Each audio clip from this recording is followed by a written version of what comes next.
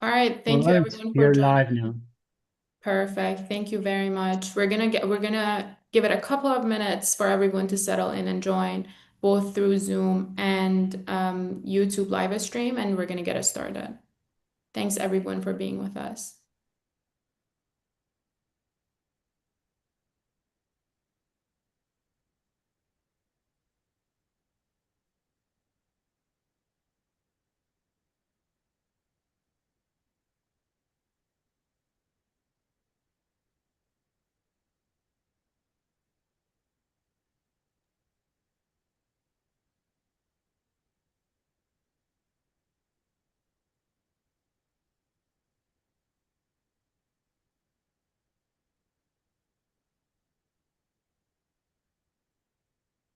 All right, before we get us started, I'd like to start with a housekeeping note.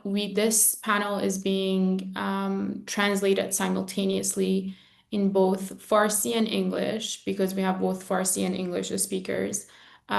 So those who would like to access the panel in Farsi, please go to the Farsi interpretation room, which if you're joining us through your laptop, you're going to need to look for a globe icon with an interpretation and click on it and go to the English, choose the English room. And if you're listening to this, if you want to listen to the speakers in Farsi, you should do the same and choose the Farsi room. If you're joining through your phone, you're going to need to click on the three dots that says more and choose the globe option icon with the sign interpretation and choose the language in which you would like to listen to the panel. This feature is only available to those who are joining us through Zoom. If you are joining through a YouTube live stream, unfortunately, you're only able to listen in the original language of the speakers. But if you can't join through Zoom and you would like one of the a speech, one of the languages, we'll be providing the recording after this panel in both languages on Kargah's TV YouTube channel. So you're not going to be missing on this. It just means that you can access the full line of speakers. Okay, with that, I'm going to get into it. Hello, everybody. Thank you so much for joining us for this urgent and timely teaching against imperial confusion, international working solidarity with Iran. We gather today in a moment of immense crisis, when genocide, siege, and systemic starvation are being inflicted by the worst of the humanity against Palestine, and while the genocidal proxy of the United States continues its expansion of crimes and borders in West Asia. In the face of such crimes and brutality, anything we do can feel painfully insufficient. But every act of resistance, every moment of solidarity, and every step taken to organize across borders becomes part of the same historical current that has always defeated oppression.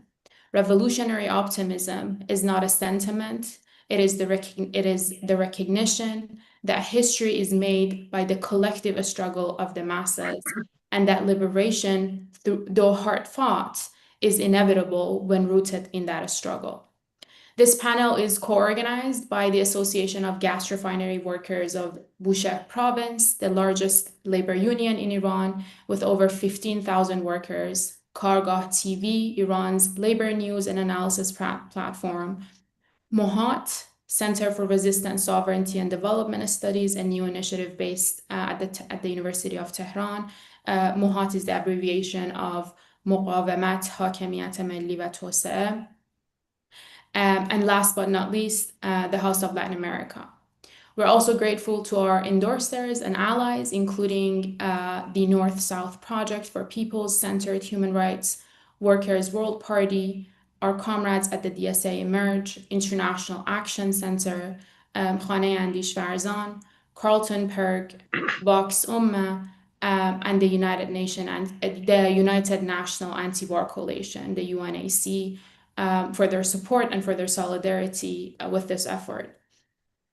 I cannot overstate how honored we all are to be co-organizing this panel led by the leading Iranian labor organizers to help create a space where Iranian workers can speak directly in their own voices without mediation, without distortion, and without any filter of imperial media or the so-called experts.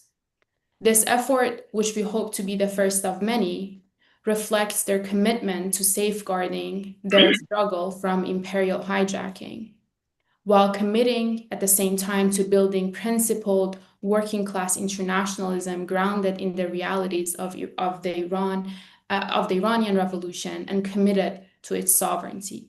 It centers the lived experiences of Iranian workers and their analysis, grounding solidarity not in abstraction, but in concrete struggle.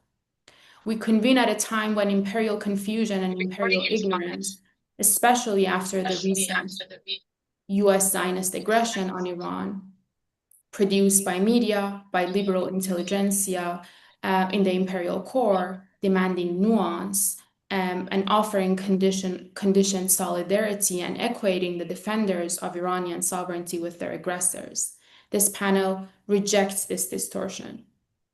We are joined by leading organizers from the South Pars gas refineries, which is the backbone of Iran's energy sector at home, and it is a home to over 1,500 workers in Iran, alongside distinguished scholars, journalists, and anti-imperialist thinkers. Together, they will address the role of the working class in resisting imperialism, Iran's contribution to advancing the Palestinian liberation struggle, and the broader fight for a free Arab Iranian region from US imperialism. They will also reflect on sustaining Iran's sovereignty during the recent act of aggression that took place by the Zionist and US forces against Iran, and building bridges of solidarity that transcends borders. This event also answers the recent call issued by the Palestine General Federation of Trade Unions in their statement, A Cry Before Death, urging workers everywhere to raise their voices against the siege of Gaza and unite against the machinery of imperialism. Okay, with that, it is my great honor to open our panel by welcoming one of Iran's foremost scholars of foreign policy and American studies, and one of the most prominent voices of anti-imperialist analysis in the country. Professor Fouad Zadi is an associate professor at the Faculty of World Studies at University of Tehran, and he has been instrumental in shaping Iran's critical understanding of US foreign policy and the structures of the global power. Dr. Zadi, thank you so much for accepting our invitation. It's a pleasure to have you with us. Thank you very much for the kind introduction. It's an honor for me to be with you, and this is a very important session today. As you know, Iran experienced an attack that resulted in over 1,000 civilian deaths last month. This was a surprise attack. People were expecting the sixth round of negotiations between Iran and the United States in Muscat. Iran's foreign minister had announced that he would go there. Steve Witkoff, the US representative, had announced that he would go there. Trump, the US president, had a tweet a few hours before the attacks saying that the talks were going well and he expected good results. And the attack came in what it seems to be a deception operation. People were not expecting it. Some people were thinking that the US and Israel would attack Iran if negotiations failed, but few people expected an attack in the middle of negotiations. This surprise was not the first surprise that Iran had. The first surprise was in 1953. Next month, we marked the 72nd anniversary of the 1953 coup, and the Iranian officials were surprised that the coup was organized by the United States. If you remember the history of the coup, Mohammad Mossadegh, Iran's popular prime minister, went to the United States in October of 1951. Speaking at the UN, he requested the audience to mediate between Iran and the UK government. His initial request was not to nationalize Iranian oil. His initial request was to share the profits of the sale of Iranian oil between Iran and UK, each side taking 50%, which seemed to be fair, at least for the Iranians. They wanted to make sure that they get at least half of the profits that the UK was getting from the Iranian oil. Mr. Mossadegh asked the US officials during his trip to mediate between Iran and UK. And he stayed in the United States for several weeks. He visited Washington and other cities, hoping that the US would bring some sense to the conflict between Iran and UK. And of course, Iran was attacked through that coup in a joint American British operation against Iran. So the United States lost that opportunity. If US had mediated and had reached some sort of a negotiated settlement, then things would have been much more normal for Iranians, and also the US interests would have been in a better shape. That didn't work out.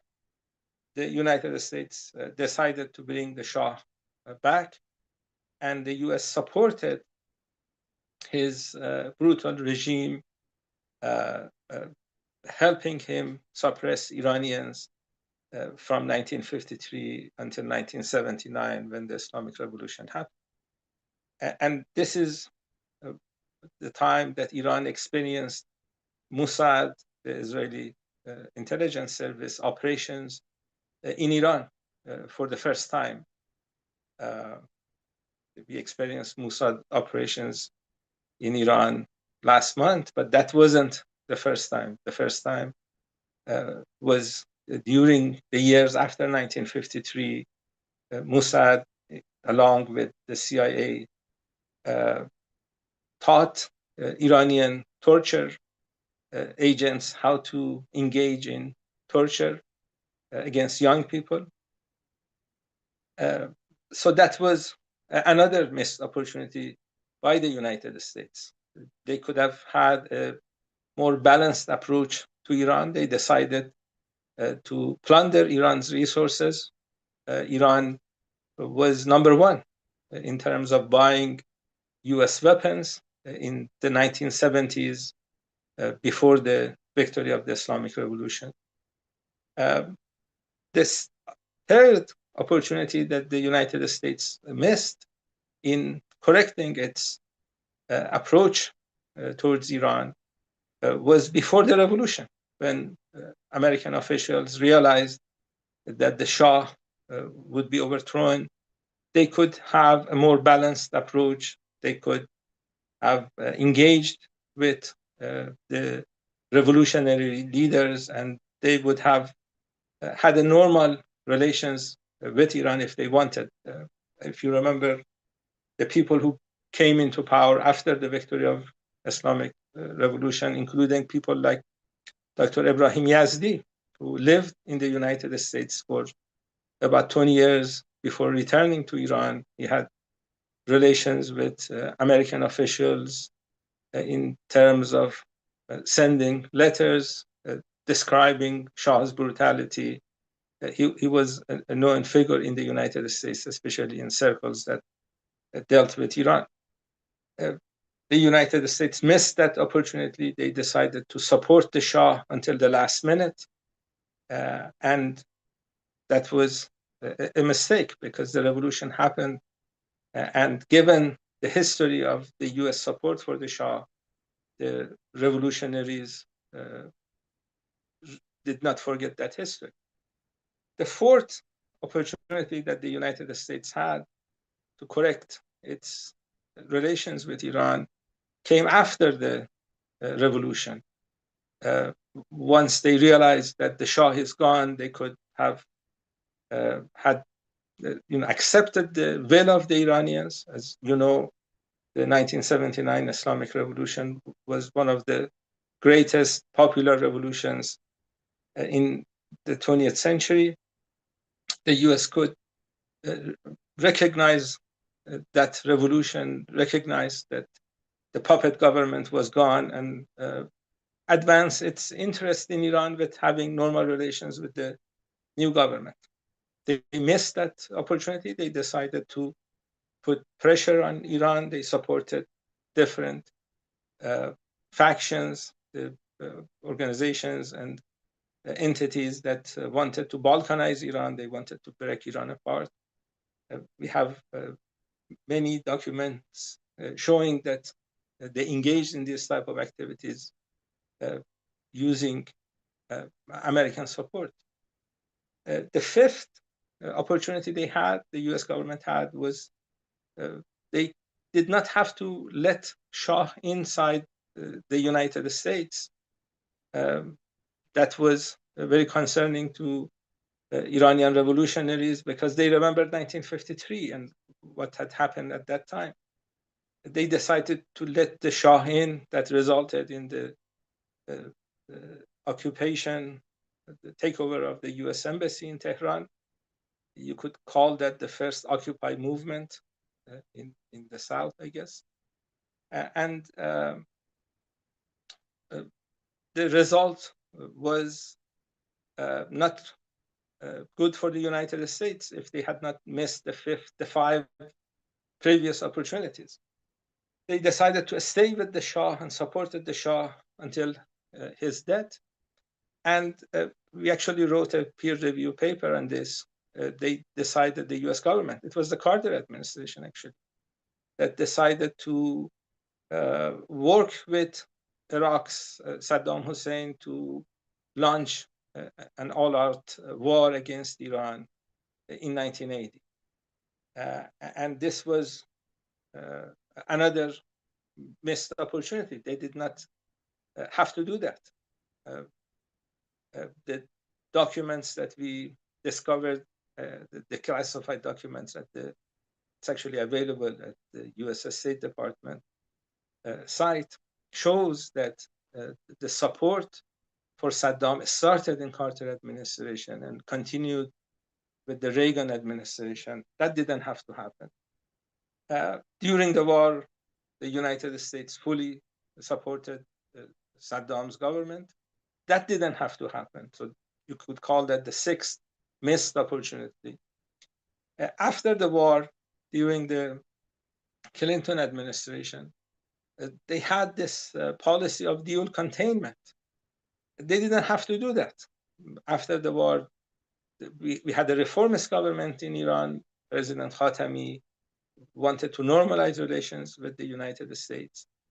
Instead of doing that, they decided to put more sanctions against Iran. A lot of sanctions that we experience in Iran today, including oil sanctions that are hurting Iranian oil workers, it started during the Clinton administration. This is the seventh missed opportunity. And this policy of what they call the maximum pressure campaign continued in other administrations that came in. You had the Bush administration. This document is actually available at the site of New York Times. The Iranian government wanted to engage in a grand bargain with the United States in 2003 they sent a letter asking the US government to resolve differences, and not only on Iran's nuclear program, but other issues. There was no response from the Bush administration. That was the eighth missed opportunity. The policy of putting pressure on Iran continued with the Obama administration. The first term, there were a good number of sanctions against Iran. And in the second term, you had the nuclear agreement.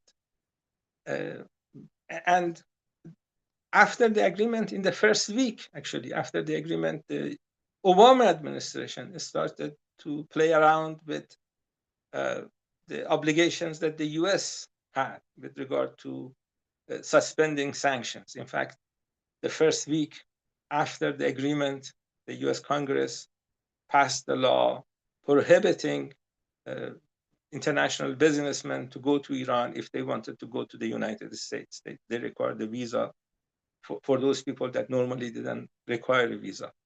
That law was signed by Obama, passed by the US Congress. And then you had the first Trump administration. He left the agreement, the nuclear agreement. They didn't have to do that. I guess you could call that the 10th missed opportunity. He could continue with that agreement. Trump decided to leave the agreement, killed a very prominent Iranian general, General Qasem Soleimani. And when you had the Biden administration, Trump, during his presidency, during his first term, left 19 international agreements that the previous US government had signed in. And he returned to 18. He refused to return to the 19th one, which was Iran nuclear agreement. The Biden administration said that they wanted a longer and a stronger agreement, which they didn't get. So I guess you could call that the 11th missed opportunity. They could correct the mistake that Trump made. And then with the second Trump term, as you know, today we have another reformist government in Iran, the Pezeshkian government.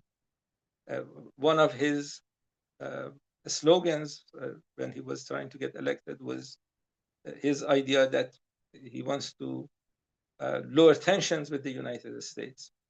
And when he came into office last year, this was his main foreign policy objective. And a new round of negotiations started. He didn't get much out of the Biden administration. When Trump came into office, a new round of negotiations started. And now we realize that these negotiations were deception operations, trying to make Iranian leaders think that they're negotiating at the same time that the other side was planning to attack Iran. So this history of US-Iran relations in the last 72 years, with 11 missed opportunities by the United States to correct its policy towards Iran, shows to Iranians that the United States government should not be trusted. And it's the responsibility of the US government to correct that. And we don't see any sign of the US government doing that. We see signs of the US government actually planning the next rounds of attacks against Iran. And this is why today's panel is very important, because the Trump administration came into power promising American voters that he would not engage in new Middle Eastern wars. He came in as the peace candidate. He was saying that Kamala Harris would start World War III if she got elected. And it seems Trump has given Middle East policy portfolios, both in Gaza and in Iran, to Netanyahu. So Netanyahu decides what U.S. policy should be, and the Trump administration supports whatever Netanyahu wants. This is the impression that you get if you pay attention to what is going on with the genocide in Gaza, with the war against Iran. And, you know, we are only 6 months into the Trump presidency. We have 3.5 years left. And it's the belief in Iran that the plan that the US and Israel have is to actually balkanize Iran, break Iran apart. And this is going to be another huge mistake in US policy. Instead of using the Pezeshkian administration to correct some of the previous mistakes, they are taking advantage of the reformist government in Iran to advance foreign policy goals that are going to fail. The attack last month resulted in this rally around the flag effect in Iran. People who did not support the government are actually more supportive today because they don't want to be part of a regime change scheme headed by Netanyahu, a war criminal who is under indictment by international courts. There are a number of opposition organizations that criticize Iran's government's human rights records. So if you're worried about human rights, you would not be supporting Netanyahu or Trump when you see the genocide in Gaza. This is foolish for them to think that they can get away with this type of regime change schemes. 2 minutes, Dr. Izzadi. I think, yes, I think I've spoken longer than the time that I was allowed. Let me just say this last thought that Dr. Dotaghi, who's organizing this session, is an example of the resistance movement in Iran. She was born after the 1979 Islamic Revolution, many years after the 1979 Islamic Revolution. This is the new generation of Iranian young scholars that are not going to allow the imperialist entities to repeat what they have done in Iran in the last 72 years. And I think this is an inspiration for us in Iran, and I think it's an inspiration for all justice-seeking individuals and organizations internationally. This is the hope that we have this type of solidarity by outsiders. It would help Iranians to resist the pressures that they're experiencing in a more effective way. I'm sorry I spoke a lot, and I'll stay with you to make sure that I can benefit from other speakers. Oh no, that was perfect, and that was a much needed context. Thank you so much, Dr. Izzadi, for both the powerful context that you provided, the much needed context that you provided for the rest of the speakers to go on, and also, of course, for the generous words. We are myself and other comrades, we're proud to be carrying forward the revolution and the legacy of the revolution and revolutionaries in Iran and beyond. All right, our next speaker, who I have the honor to introduce, is a leading labor organizer representing one of the most powerful section of the Iranian working class, that is over 15,000 workers of the South Pars gas refineries, the beating heart of Iran's energy sector. Alireza Mirghaffari is not only a remarkable trade union leader, but also a courageous anti-imperialist who has managed to navigate one of the most difficult and delicate lines in Iran, that is building an independent labor movement while fearlessly protecting it from imperialist hijacking and co-option. As the president of the Association of Gas Refinery Workers, trade union of Bushehr province, under his leadership, the union has been at the forefront of historic campaigns, including the fight for raising the minimum wage, the struggle of unionizations, and the creation of a province-wide labor structure that has become a model for organizing across the country. He has been a vocal advocate against imperialist intervention in all its forms, whether through military aggression or economic war. And for him, defending Iran's national sovereignty without challenging unjust and discriminatory domestic structure is one-sided and incomplete, just as resisting domestic inequality without confronting the global capitalist system is insufficient. His presence here is a testament to that commitment and a rare opportunity for Iranian workers to speak directly to their comrades worldwide and in their own voice, uncensored and unfiltered. We are truly privileged and honored to have him with us today as someone whose work sits at the intersection of class struggle and anti-imperialist resistance, and whose tireless organizing is shaping the future of the Iranian labor movement. آقای مغفاری باعث افتخار که در خدمتتون هستیم. بفرمایید. And before I hand it to him, for those who joined us later, he's going to be speaking in Farsi. So if you would like to listen to this in English, please choose the English room and tune in there. Thank you.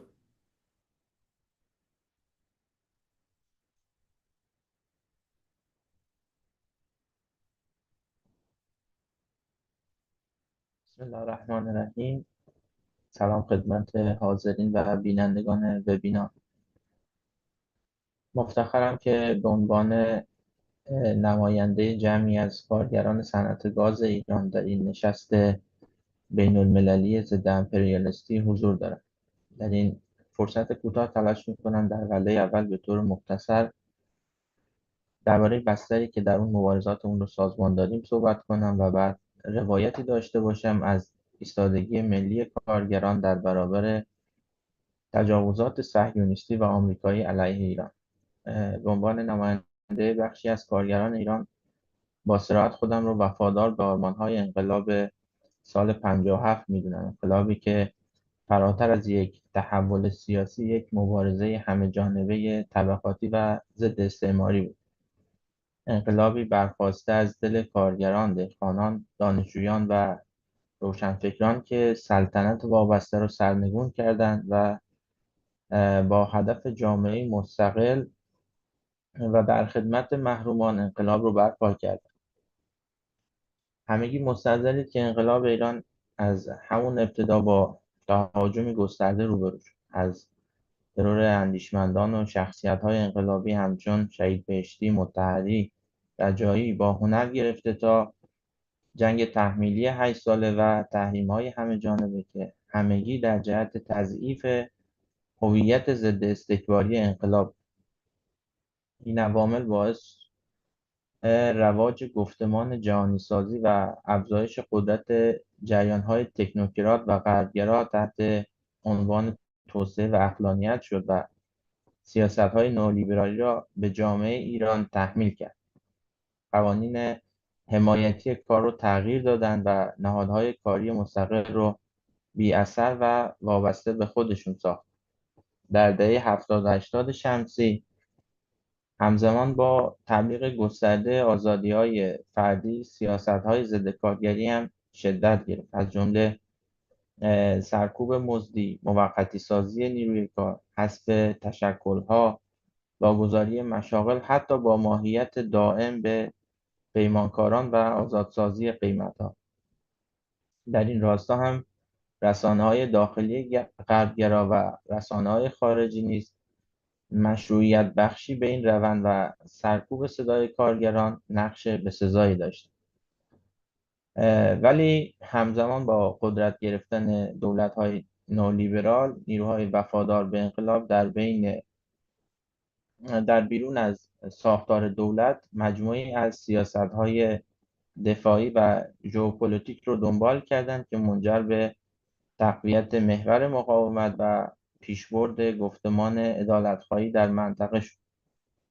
در چنین شرایطی ما کارگران هم مبارزات خودمون رو به صورت تشکل یافته ساماندهی کردیم، مبارزاتی هم علیه سیاست‌های ناعادلانه راه اندازی کردیم و از طرفی دیگه هم قصدمون دفاع از آرمان‌های انقلاب اسلامی بود. در برابر جریان‌های برانداز که تلاش داشتند وجه عدالت‌خواهی رو ابزاری برای تغییر حاکمیت کنند، صراحتاً و شفاف ایستادیم. ما بر این باوریم که مبارزه برای عدالت کارگری و مقاومت ضد امپریالیستی دو محور مکمل و اساسی انقلاب اسلامیه. تشکلی که من افتخار نمایندگی اون رو دارم، کانون انجمنهای صنفی کارگران پالایشگاه گاز استان بوشهر است. تشکلی برخواسته از دل کارگران پالایشگاه‌های 12گانه مجتمع گاز پارس جنوبی در منطقه کلیدی و با اهمیت بسیار بالا در تولید انرژی و درآمد ارزی کشور. خب از سال 98 تلاش برای ایجاد انجمن‌ها را آغاز کردیم و در سال 1400 اولین انجمن در پالایشگاه نهم تأسیس شد. در آغاز راه صدایی نداشتیم و در برابر قدرت کارفرمایان به دلیل نبود رسانه و ابزارهای لازم ناتوان بودیم و به همین دلیل با تشکل‌های دانشجویی عدالت‌خواه ارتباط برقرار کردیم و اونها هم با تمام توان کنار ما ایستادند. به طور خاص جنبش عدالت‌خواه دانشجویی بسیج دانشجویی دانشگاه تهران و صنعتی امیرکبیر. خب همواره قدردان این تشکل‌های دانشجویی هستیم که در سخت‌ترین روزها بدون هیچ چشم داشتی از ما حمایت کرد. در ادامه ما مطالبات خودمون رو در چارچوب قوانین جمهوری اسلامی ایران مطالبه کردیم و مرزبندی روشنی با تمام جریان‌های ضد کارگری هم از داخلی و خارجی داشتیم، به ویژه با جریانات برانداز. این مرزبندی رو یک اصل می‌دونیم و حفظ اون رو به نفع منافع کارگران می‌بینیم. اتفاقا همین مرزبندی به ما اجازه داد در دل اعتراضات و اعتصاباتمون امنیت فعالیت صنفی رو حفظ کنیم. ما تونستیم به صورت شفاف و قانونی صدای خودمون رو بلند کنیم و چندین اعتصاب رو سازماندهی کردیم. همچنین با همین رویکرد تونستیم مسائلمون رو از طریق رسانه ملی مطرح کنیم تا تاثیرگذاری اجتماعی بیشتری داشته باشه و بازخورد بهتری برای کارگر. مطالبات خودمون رو در وهله اول به دو دسته تقسیم کردیم: مطالبات درون کارگاهی و درون سازمانی و مطالبات برون کارگاهی و فراتر از کارگاه. به عنوان مثال برای مطالبات درون کارگاهیمون ما از اصلاح طرح طبقه بندی مشاغل رو پیگیری کردیم که خواستمون رویکرد نظام همسان دستمزد بوده. دستاوردهایی داشتیم ولی خب تا دستیابی به اون هدف اصلی و واقعیمون مقداری فاصله داره. یکی از موضوعات دیگه که ما پیگیری کردیم اجرای طرح اقماری 2-2. موفق شدیم نظام کاری 2 هفته کار 2 هفته استراحت رو در پالایشگاه اجرایی کنیم و ساعت کاری ها رو کاهش دادیم. تشکیل کمیته‌های انضباطی با حضور نمایندگان کارگر. این کمیته امروز یک نهاد مؤثر و با ضمانت اجرایی و از حقوق کارگران به صورت کامل دفاع میکنه. فعالسازی کمیته‌های حفاظت فنی و بهداشت بود که این موضوع باعث شد سطح ایمنی و بهداشت در محیط کار افزایش پیدا بکنه. اما در خصوص مطالبات فراتر از کارگاه ما، یعنی مطالبات کلانتر، ما با تجربه زیسته به این نتیجه رسیدیم که رسانه نقش و اهمیت بالایی داره. با درک نقش رسانه تصمیم گرفتیم رسانه مستقلی به نام کارگاه تیوی را اندازی کنیم. رسانه تخصصی، قانونی و فعال در حوزه مسائل کارگری، به خصوص در حوزه صنعت نفت و گاز. این رسانه صدای کارگران ایران و از برگزار کنندگان این وبینار. در 2 سال گذشته ما پویش اجتماعی مقاومت علیه سرکوب مزدی رو اندازی کردیم، پویشی علیه نظریه های نولیبرالی که افزایش دستمزد رو عامل اصلی تورم میدونستن. ما نشون دادیم این نظریه ها ناعادلانه و ابزار توجیه استثمار. در این پویش ها علاوه بر هزاران کارگری که از صنایع مختلف با ما همراه شدند، بیش از 600 تشکل دانشجویی نیز با ما همصدا شد، دانشجویانی که خودشون رو کارگران آینده ایران می‌دونستند. پویش ما نه فقط اعتراضی بلکه تلاشی نظری برای بازتعریف عدالت اقتصادی. تجربه ما نشون داده همه کارگران ایران منافع مشترکی دارند، از جمله امنیت شغلی، دستمزد عادلانه، معیشت شرافتمندانه و تشکل‌یابی مؤثر.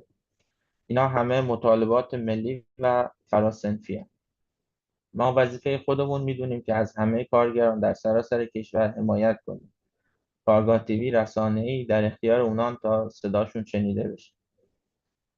امروز اینجا حضور دارم تا با صراحت اعلام کنم به عنوان یک کارگر مسلمان، حمایت از مردم و کارگران غزه را هم یک موضع سیاسی و هم یک وظیفه شرعی، اخلاقی و انسانی می‌دونم.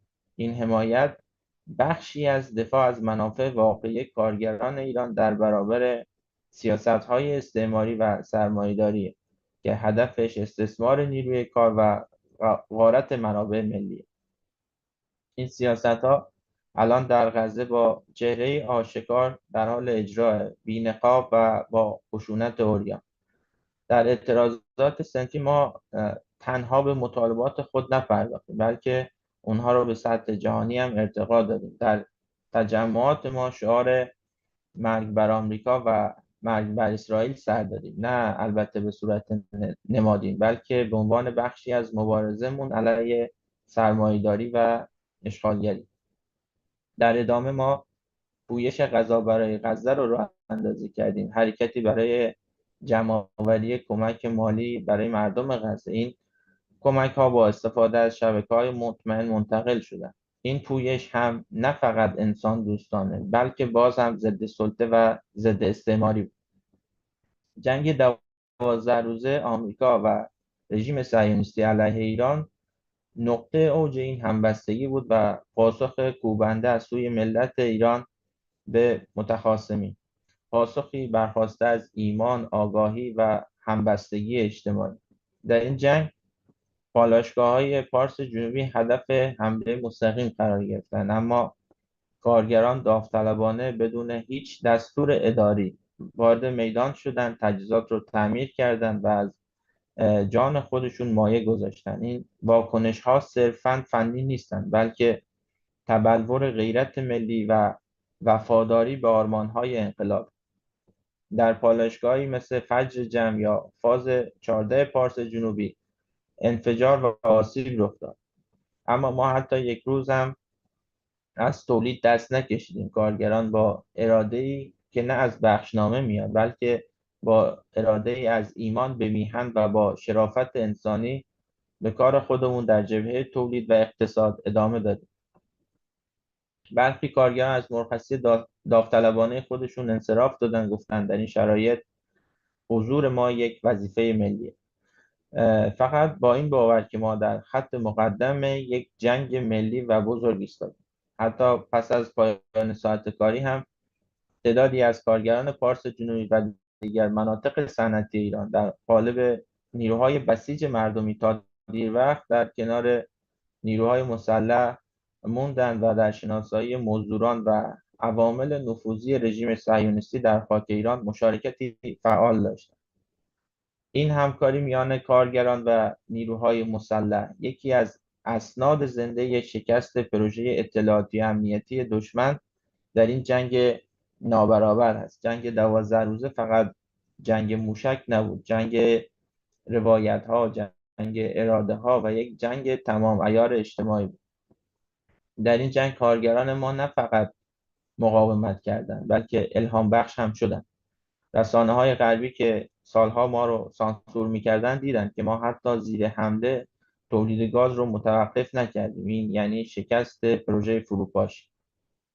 در سراسر کشورم کارگران، معلمان، پرستاران و مردم در امدادرسانی و بازسازی شرکت کردند. بسیج مردمی و کارگران حتی پس از پایان کار روزانه در شناسایی عوامل دشمن مشارکت کرد. این جنگ آزمونی برای سنجش ایمان، فداکاری و همبستگی ملی ما بود. نشان داد که کارگر ایرانی نه فقط نیروی اقتصادی، بلکه نیروی ملی، مومن و آماده دفاع از کشور. اما ما در این نقطه حیاتی و حساس فعلی نباید تنها به روایتگری بسنده کنیم. امروز بیش از هر زمان دیگری نیازمند شناخت علمی، ریشه‌ای و مصداق محور از سیاست‌های ضد کارگری و ضد انسانی امپریالیسم جهانی است. سیاست‌هایی که نه فقط در میدان تحریم یا مداخله مستقیم نظامی، بلکه از طریق نسخه‌های نهادهای بین‌المللی مثل سازمان ملل، بانک جهانی، صندوق بین‌المللی پول، همراه با سیاست‌های تعدیل ساختاری، مقررات زدایی از بازار کار و تبلیغ آزادسازی اقتصادی همراهه و عملاً کارگران رو خلع سلاح کرده و زمینه سلطه سرمایه جهانی رو فراهم آورد. این شناخت تنها با تحلیل نظریه حاصل نمیشه، بلکه باید از دل تجربه زیسته کارگر ایرانی همراه با کارگران سراسر جهان، از جمله کارگران فلسطینی، کارگران آمریکای لاتین، اروپا، کارگران غرب آسیا و تمام نیروهای فعال ایستاده در برابر امپریالیسم جهانی بیرون کشیده بشه. بدون این شناخت هر تحلیلی از وضعیت امروز جهان ناقص خواهد. من سعی کردم در این روایت کوتاه هم مسیری که خودمون رو طی کردیم خدمت دوستان ارائه بدم، هم اینکه به عنوان یک کارگر مسلمون ایرانی الان همونطور که پیگیری مطالبات کارگران داخل کشور مهمه، داخل کارگاه مهمه، ایستادگی در مقابل امپریالیسم جهانی هم مهمه و ما باید در هر دو جبهه فعالیت کنیم.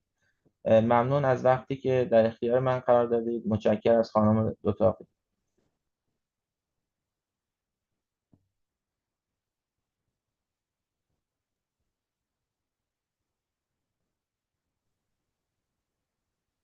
Thank you so very much, Mr. Mirafari, for that incredibly powerful account of the Iran's labor movement and of what I hope to be the first of many engagements that you'll have with our comrades and with our audience internationally. Without further ado, I'm gonna move on to our next speaker. Apologies. Okay, we have next we have Professor Prabhat Patsnaik, who needs no introduction, of course. He is a leading economist and prominent theorist of imperialism. Over the course of his distinguished career, he has profoundly shaped critical political economy and the global understanding of imperialist structures in the contemporary world. While we wish he could be with us live today for this panel, due to prior commitments, he was kind enough to be sharing his remarks through a pre-recorded video. And Tahajan will be helping with us to broadcast that.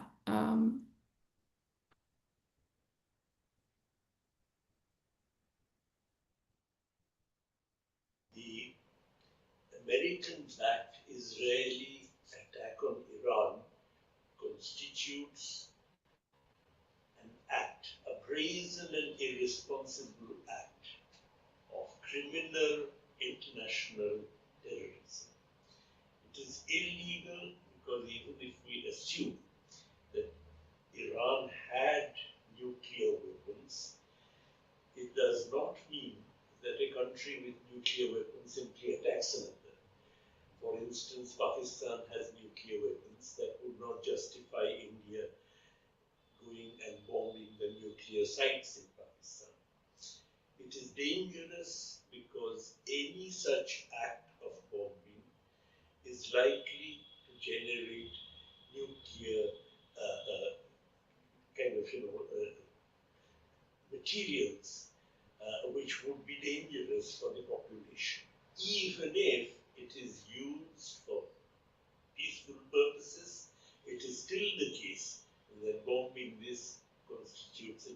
this act. It is immoral and duplicitous because Israel is not even a signatory to the Nuclear Non-Proliferation Treaty, while Iran is, and therefore for Israel to claim that it must have nuclear weapons, while Iran must not be allowed to, is something which is completely duplicitous and immoral. But above all, of course, Iran does not even have nuclear weapons because Iran was subject to inspection by the IAEA. And no IAEA inspector has actually said that Iran possesses nuclear weapons. What is more, even the US's own internal intelligence agencies have certified that Iran does not possess nuclear weapons. Therefore, the entire operation was carried out on the basis of premises which are completely false, quite apart from being illegal and immoral and dangerous. It is so false that one cannot help feeling that the real motivation behind it was something else. Not necessarily because they actually believed that Iran had nuclear weapons of war or was going to have in the near future, but because of the fact that Iran is currently one of the frontline states in anti-imperialist resistance. And therefore, it's a way of taking out such a frontline state. But this makes the act even more reprehensible and unacceptable because then once Iran has been, let us assume that Iran drops out of being a frontline state, that the regime change in Iran, because of which it no longer supports the resistance against imperialism. In that case, the next step would be to attack the next state, the next frontline state. So from Iran, you go to something else, some other country. And therefore, once this is accepted, then it actually sets up a chain reaction of legitimizing attacks by Israel backed by American imperialism against country after country. Now, this is something which, of course, makes a mockery of any international law and, of course, of any notions of coexistence among countries in the international arena. Now, this therefore brings me to the question that we are now at a stage where imperialism feels so threatened that it is either willing to unleash a nuclear war or alternatively it actually is going to make sure that country after country capitulates before it. Now, this is a very dangerous dichotomy that it is being posed, that either you dismantle whatever resistance you have, or alternatively, we are going to attack you, and even though that may actually risk a nuclear war. Now, besides, any regime change in Iran, which obviously was one of the objectives, and in my view, perhaps the main objective in order to take Iran out of this circle of resistance against imperialism. Any regime change in Iran has to be done by the people of Iran. In other words, no outside country has any right to intervene in another country's internal affairs to bring about a change of government within that country. What is more, when this country intervening happens to be an imperialist country, then the justification for it, any justification for it, is something that immediately disappears because it then becomes a very dangerous precedent that we don't like you, you are against us, and therefore we are going to attack you. And this therefore really brings the entire world into an utterly precarious situation. And in order to escape from this precarious situation, We need to move the entire public opinion of the world. Of course, states are going to react in various ways. There would be discussions among them. But on the other hand, more important than the state's reaction, we need to ensure that states react the correct way. There has to be a mass mobilization of public opinion. People all over the world must be made to realize that now we are in such a dangerous situation where imperialism is giving the option to countries that either you fall in line or we attack you, even at the risk of unleashing a nuclear war in the world. And this, therefore, arousing international public opinion against this kind of a threat is something which has now acquired paramount importance, and I believe every sensitive, thinking person in the world must wake up to this danger and also make others aware of this danger. Thank you.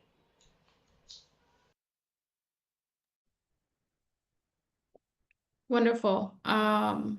We are incredibly grateful to Professor Pitnaik for providing those remarks for us. And I'll move to our next speaker now, Dr. Wala Al-Qaisiya. Wala is a scholar of Middle East studies based at Northwest University in the People's Republic of China. Her work spans the fields of anti-imperialist feminism, indigenous ecologies, and Palestinian decolonization. We are incredibly honored to have you join us, dear Wala, and especially that you're joining us from Palestine today, so it's double and extra special. Hi, thank you so much. Thank you for having me. Can you hear me? I had to move around in the house to get the best connection because it wasn't very clear if my internet was stable enough. So I hope you'll be able to hear me through this. Thank you all for organizing this important event and for having me today. I'm joining you tonight from the south of Hebron in the occupied West Bank.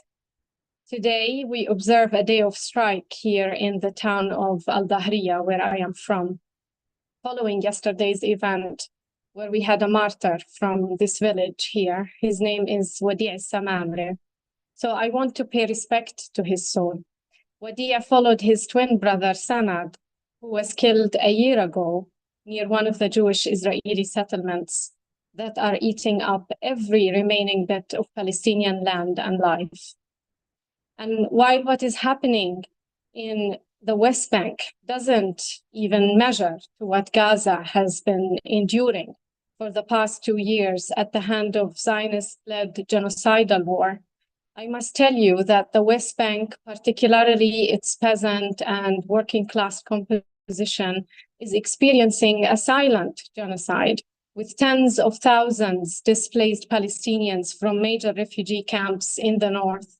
And here in the south, we are seeing unprecedented levels of land confiscation that is coupled with extreme economic hardship, not to mention the Zionist-imposed Iron Gate walling of villages and towns, along with armed settlers, violence, and pogroms that is confining Palestinian existence into ghettoized cantons to render them ready for the final solution of complete annexation or annihilation of Palestine.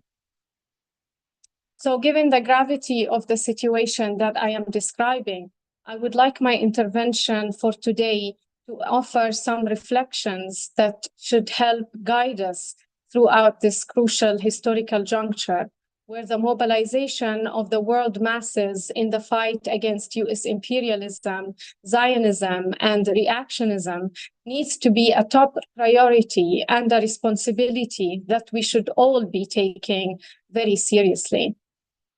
To be able to build genuine and effective solidarity with those who are engaged in the direct fight against imperialism from Gaza to Iran, we need to be cautious against the predominance of solidaristic politics whose aim is to reproduce what I would call the mechanics of liberal and reactionary impulses as they manifest themselves through media, academic, and liberal bourgeois apparatus in the West, as well as in the region. I identify three main propaganda techniques used to confuse and derail the public from genuine anti-imperialist solidarity. The first propaganda technique is the people versus the regime. Western academics for so long have waged a war against the Islamic Republic of Iran through condemnation of what they call the authoritarianism of Islamic rule and the call for the liberation of the people from such dictatorship, which serves to hide their own function to what Samir Amin has termed the liberal virus, an ideological system that presents itself as progressive while serving capital accumulation and imperialist domination. Even when Iran was being aggressed by the Zionists, this class of bourgeois academics make sure to reaffirm their uncompromising loyalty to imperialist ideology. The academic petition Stop the War on Iran provides a perfect case study. The petition's key statement declaring, quote, "We denounce Israel's war on Iran, not out of support for the country's ruling elite and its domestic and foreign policies, but in solidarity with the people," end quote, exemplifies a rhetorical pattern in how the distinction between supporting the people while opposing their government aligns with the very forces conducting imperialist aggression. Let's remember how Netanyahu himself spoke with the Iranian people as the bombs were falling over Tehran to affirm that he is at war with the regime, not the people. I believe that far from being coincidental, this kind of solidarity rhetoric represents a systematic ideological framework that enables imperialist policy while selling progressive credibility. And this goes despite the fact that just a basic history lesson, like the one presented by Professor Fouadi Zadi at the start, shows that from day one, imperialists stand against the people and their will. A similar pattern of condemnation of the regime versus the people or versus support for the people has manifested in the case of Palestine. Western academics systematically pathologize Palestinian anti-colonial resistance through psychological frameworks that deny political legitimacy. This reduces resistance to mental dysfunction, following colonial patterns that frame the colonized as irrational and barbaric. Post-October the 7th coverage revealed systematic pathologization patterns, with British media describing Hamas operation as displays of fanaticism and resistance as driven by a virus of fundamentalism. This discourse erases the colonial roots of resistance while depicting its political actions as a mental dysfunction. And this comes hand in hand with the systematic emphasis also on nonviolence as a political tool for Palestinians who should engage in co-dialogue, or what scholars call cohabitation, with the same colonizers who are trying to annihilate them. At their best, academic solidarity statements recognize Israel's settler colonialism while avoiding explicit endorsement of Palestinian right to liberate their land through armed resistance. This selective solidarity permits recognition of oppression, but prohibits support for liberation through resistance, maintaining the imperialist order through apparent opposition. Academic institutions actively suppress anti-imperialist scholarship, while liberal humanitarian discourse promoting imperial outcomes receives institutional support. This creates the self-reinforcing cycle of standing with the people against the so-called Islamic regimes that justifies further economic devastation and wars of annihilation. The second propaganda technique is the fueling of sectarianism. Now, the kind of solidarity that Western liberals invoke parallels with what is happening on a regional scale, where we see Qatari and Gulf-funded academics, media platforms, and analysts conglomerate to play the distinct function of spreading sectarianism. I would like to emphasize the role of Al Jazeera here, along with what I call the Azmi Bishara fifth column. Azmi Bishara, who used to be a member of the Israeli Knesset, that then moved to Qatar to establish research and media institutes in there. This man and the thinking and analysis he promotes represents Gulf-based and funded academic and media class interest whose primary goal is to feed sectarian vision of the region. Now, the objective behind that is to prevent the Arab masses from aligning themselves with those socio-political formations that are pursuing a project of regional political autonomy and national sovereignty away from the clutch of US imperialism. Al Jazeera constantly hosting analysts rallying for war against Yemen, and this happened for so many years, and the so-called Shia-led tools in the region is a primary example of the effort to undermine any belief in Iran's genuine solidarity with Palestine. This can be summed up in the propagation of the phrase, this is a very famous, it went on social media, Arab phrase, oh Allah, hit the oppressors with each other and get us out safe from between them. It's posing Iran and Israel as two equal threats to the region. Sectarianism incarnates the ideological terrain of what is identified in propagandistic term as transfer, which is about associating an idea with something that is already disliked, in this case being Israel. So what happens is that by linking Iran to Israel, they make them appear as the two sides of the same coin that ought to be equally opposed. Overall, this serves the major political function of mobilizing Sunni Islam hatred to Iran, whilst derailing any opposition to the true normalizers with Israel, and thus the enemies of the Palestinian liberation in the region, which is the Gulf monarchies. The outcome of this poison that such analysts have provided for decades can be seen very clearly today in the massive media campaign against Lebanon's Hezbollah and the call for demilitarized Hizb, because the resistance is seen as Iran-backed militia that is not organic to Lebanon, or as that's something external and holds no resemblance to the Lebanese social fabric. We can think of popular and social media campaign against an Arabic, ما بتشبهونا, you don't resemble us, in relation to Hezbollah and the social environment incubating Hezbollah. The same logic happened and is happening in Syria, where Azmi Bishara and his mercenary entourage of the so-called analysts have been planting for so many years the seeds for the destruction of the Ba'ath so-called dictatorial regime for the sake of a people's revolution whose devastating outcomes we can see clearly today. The third propaganda tool is that of feminism and LGBTQ narrative that seeps from the West and Israel to the supposed local agencies or movements seeking liberation from a so-called oppressive regime. Here, feminism plays the same function of transfer, but this time it is associated to positive feelings. It mobilizes this stance of being with the people, which I discussed earlier, to support a progressive cause.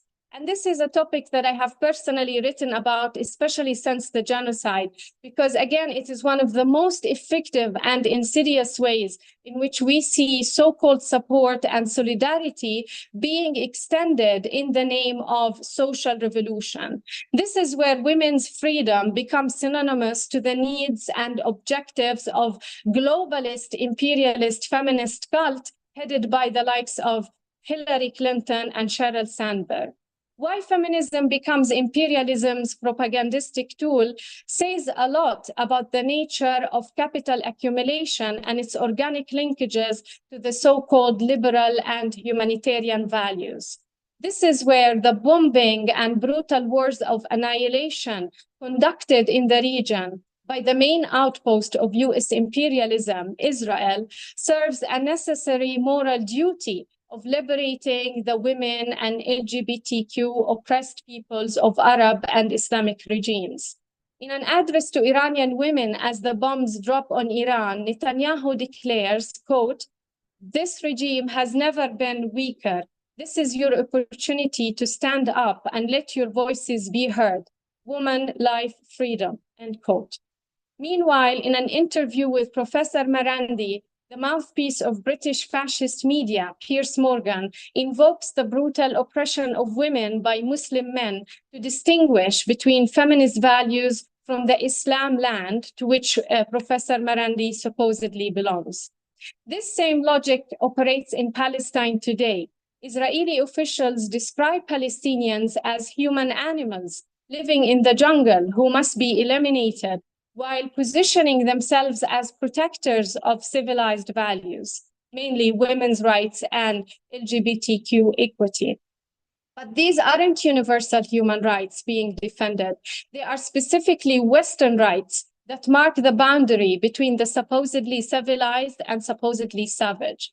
When Israeli soldiers pose with pride flags in the destroyed Gaza neighborhoods, they're blatantly performing settler colonial domination. The rainbow flag, as much as the slogan, "Women, Life, Freedom," that much of the Iranian diaspora protesters rally while celebrating Zionist-led regime change in Iran, reveals how the movement champions connections to the Zionist entity. Most grotesquely, an Iranian journalist working for the Saudi-funded Iran International has been documented writing the "Woman, Life, Freedom" slogan on the ruins of destroyed Palestinian homes in Gaza. This spectacle exposes the movement's function in appropriating feminist slogans to mark the sites of Palestinian annihilation. And I will just wrap up here with a way forward. Genuine solidarity requires rejecting these false propagandistic claims of liberal and reactionary frameworks. It means supporting the actual resistance movements that are fighting imperialism today, from the tunnels of Gaza to the laboratories of Iran, from the mountains of Lebanon to the streets of Yemen. It means rejecting the liberal and feminist rhetoric that dresses imperial war in progressive language. It means challenging the Gulf-funded media that poisons our understanding with sectarian hatred. This is the solidarity that terrifies imperialism. The solidarity that recognizes that an injury to one is truly an injury to all, that understands resistance as a collective project spanning borders and sects, that refuses to let liberation language be twisted into tools of imperialist aggression. Today, as we remember Wadi' al-Samamre and his brother Sanad, as we think of the martyrs of Gaza and the defenders of Iran, let us commit to this genuine solidarity. Let us build the kind of movement that can actually provide unwavering support for those who dare to resist. The time for imperial confusion is over. The time for genuine anti-imperialist solidarity is now. And thank you so much for listening. I hope I didn't go over time. Thank you so much. Words are inadequate, Wala, for how grateful we are for those powerful words, for that clarifying analysis that is so urgently needed at this time. All my love, all our love to you, your beautiful people from Iran and from all across. Thank you so much, and we hope we can continue this conversation with you and welcome you back. All right. Our next speaker, I have the pleasure of introducing Dr. Ajwa Mubaraka, who is a geopolitical analyst, organizer, writer, human rights defender, and veteran of the U.S. Black Liberation Movement, with over 53 years of work in the US and internationally. Dr. Baraka is the founder of the Black Alliance for Peace and the chair of its coordinating committee. Recently, Dr. Baraka co-founded the International Coalition to Stop Genocide in Gaza to support the South African case filed with the International Court of Justice, the ICJ. In 2016, Dr. Baraka was a candidate for Vice President of the United States on the Green Party ticket. He currently serves as the Executive Committee of the U.S. Peace Council and the leadership body of the United National Anti-War Coalition. He is an editor and contributing columnist for the Black Agenda Report and the recipient of the Serena Schreim Award for Uncompromised Integrity in Journalism. In 2019, Dr. Baraka was awarded the U.S. Peace Memorial Peace Prize, and we were also honored recently to have him in the University of Tehran visiting us. Dr. Baraka, it's a pleasure to have you. Thank you so much for being with us today. Well, thank you so much for inviting me. Let me begin by saying what we began our presentations with, and that is all power to the people. We say all power to the people, not as an abstract slogan, but a confirmation of the objective, and that objective is to build independent popular power, representing the foundation for revolutionary anti-imperialist struggle. So let me thank the organizers, and thank you specifically for allowing us to make a contribution today to this very powerful and needed conversation. I'm bringing you revolutionary solidarity from the settler colonial project known as the United States of America, and representing the interests and organizational expressions of the African revolutionary tradition based in our national territory in the southern section of the United States and the urban centers in the north and in the west of the US. And our commitment to revolutionary Pan-Africanism and the world revolutionary process. Let me say briefly, though, what is BAP, just so we understand why we are here and why we see this as such an important conversation and why we see solidarity so profoundly needed at this historical moment. The Black Alliance for Peace is a revolutionary anti-imperialist formation grounded in the Black working class and committed to reviving the traditional Black internationalism that was interrupted by the 50-year counter-revolution that targeted our movement by the US state. Our movement and also the broader anti-colonial and anti-capitalist movement in the US. So the Black Alliance for Peace is our contribution to reviving and redeveloping the anti-colonial, anti-imperialist, anti-capitalist revolutionary process in the United States of America.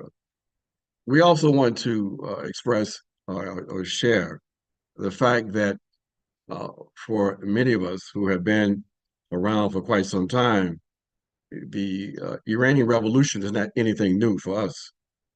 As a young student, I personally was involved in providing support, solidarity, and common struggle with the Iranian revolutionary process before the capturing of the state in Iran in 1979.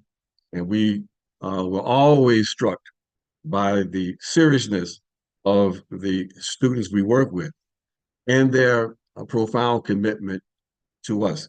There was in those days no confusion around the relationship between all of us who were fighting against US and Western imperialism. We recognized that we were part of one common struggle. One of the elements that we have developed as part of the revival of our movement in the United States and its international character is a new project that we launched on Human Rights Day, December 10th of last year, and that is the North-South Project for People-Centered human rights.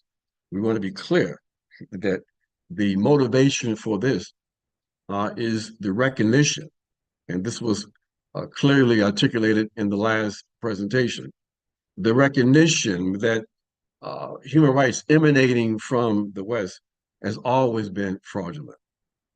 And even those innovations, the humanitarian intervention and the so-called responsibility to protect were all basically devices, instruments that allowed the intervention of U.S. imperialism, giving those interventions some degree of moral authority.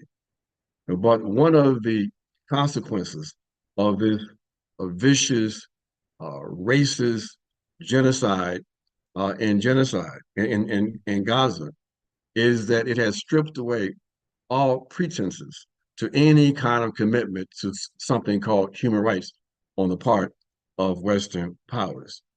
So the North-South Project is a project that recognizes that there is some value in this notion of human rights, but that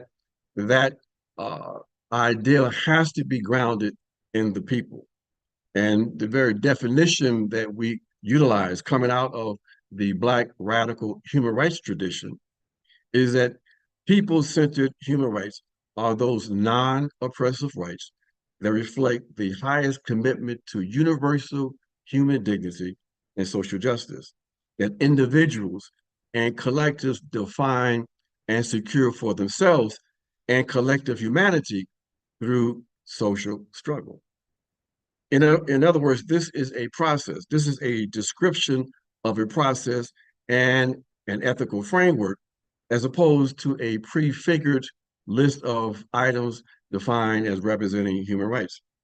This is one of the key differences between the liberal framework of human rights and the people-centered framework, which is a framework and a process from the bottom up.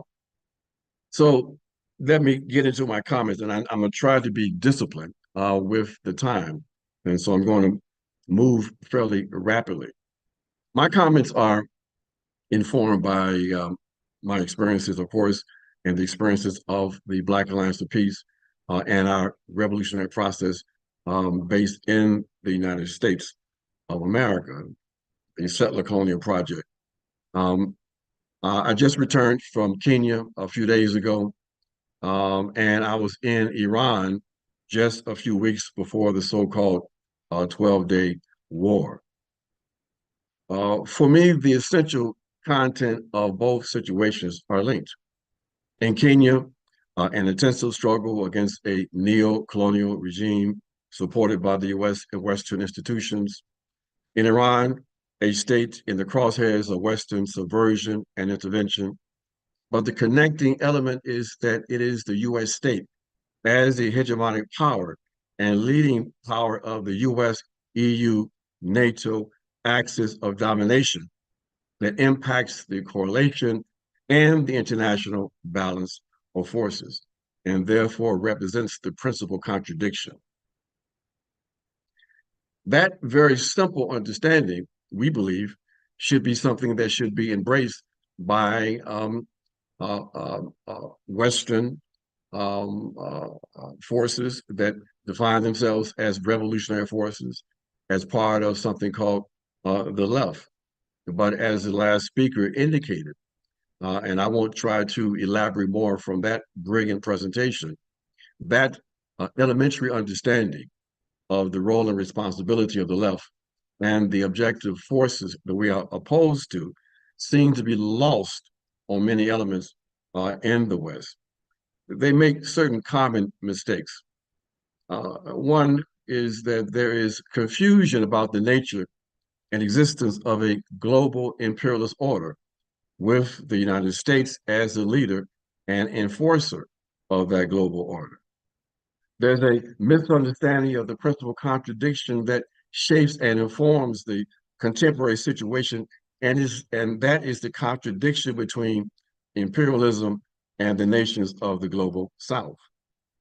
There is a denial of the anti-imperialist character of the axis of resistance and Iran's central role in that axis.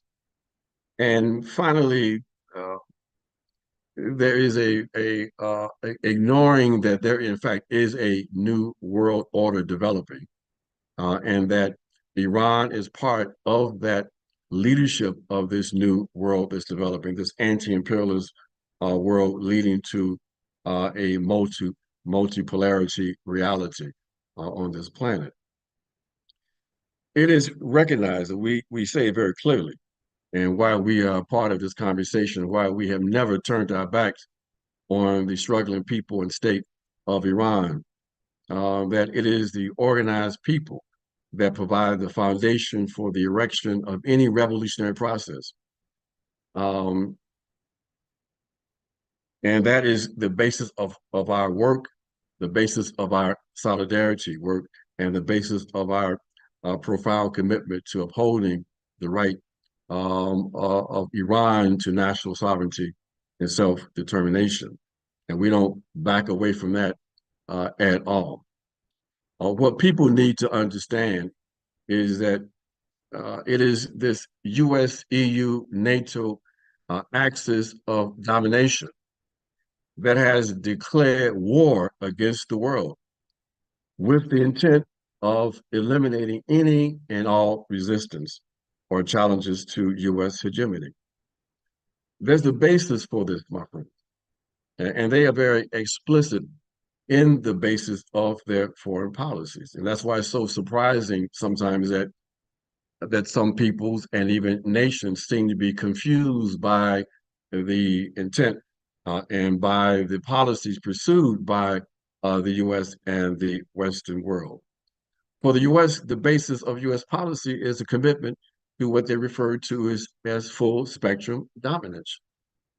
This is their expressed goal.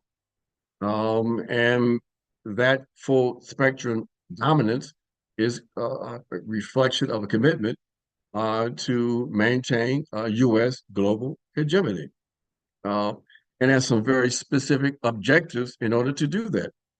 And that is that it's committed to the destruction of independent regional powers, of the fragmentation and subjugation of nations using various tools from sanctions to electoral interventions, fostering of civil war, and direct military interventions. This is part of their war program, and people should not be confused about that. And so we say to the left that if you understand, or you should understand, that basic principle that's guiding U.S. imperialism, then we would be able to reverse the kind of ideological and political cover for imperialism that abstract, ill-informed critiques of internal processes that guide some of the thinking and analysis of these left forces, that then objectively will align them with the goals and the objectives of imperialism. We say very clearly that the duty and responsibility of all national, popular, and anti-imperialist forces is to defend the principles of national independence and the right to resist foreign aggression, and to target the collusion of their own nations who provide support to imperialism, especially activists who reside in the countries of the imperialist core.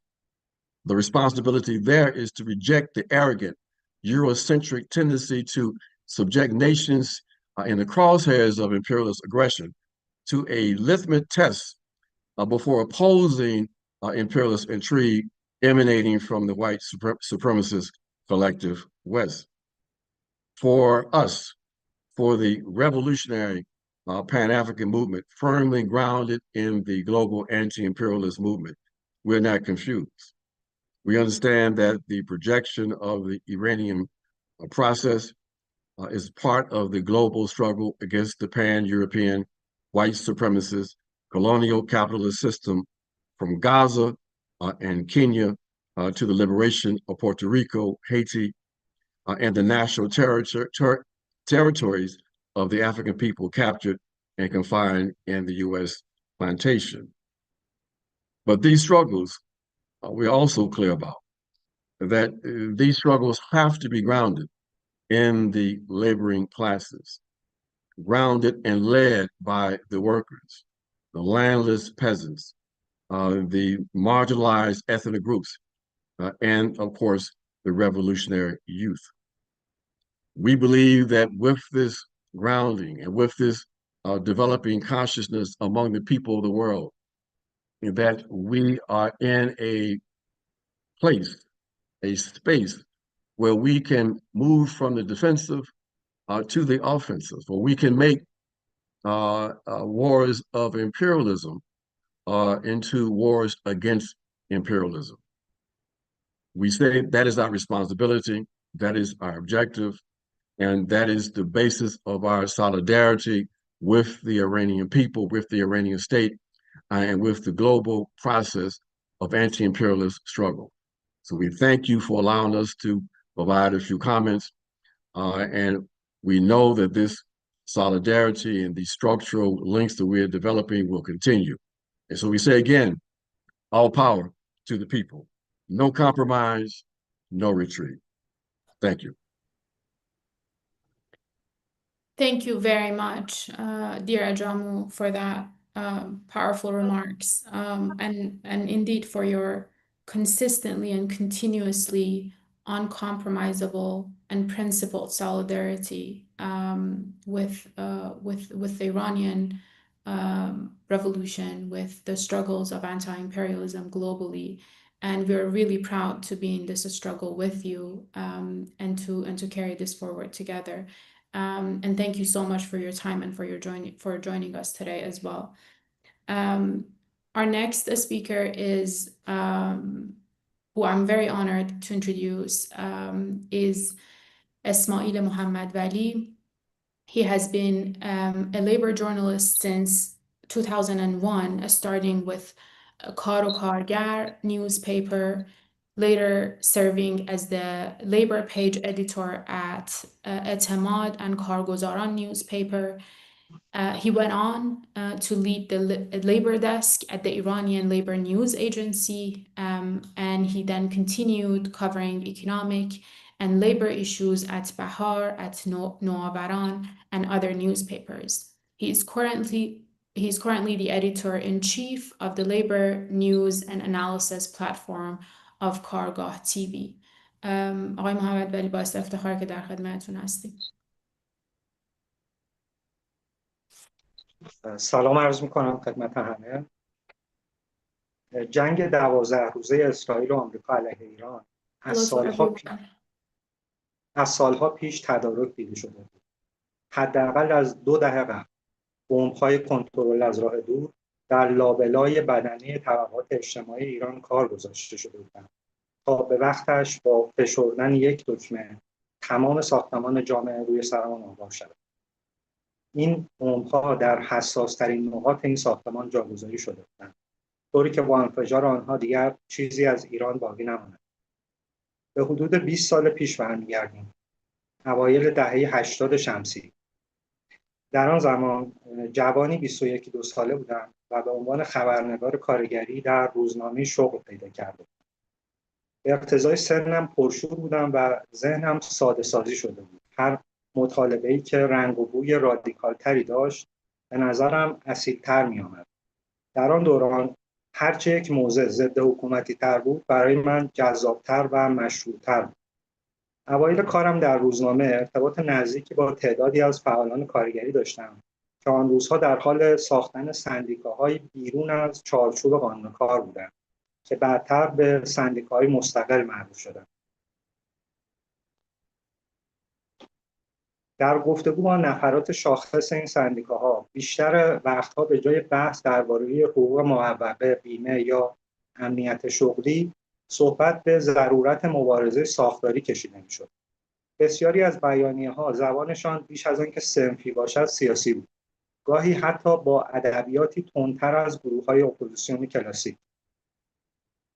آن زمان من این را نه نشانه انحراف بلکه جسارت و بیداری می‌دانستم. اما کم کم چیزهایی دیدم که نظرم را تغییر داد.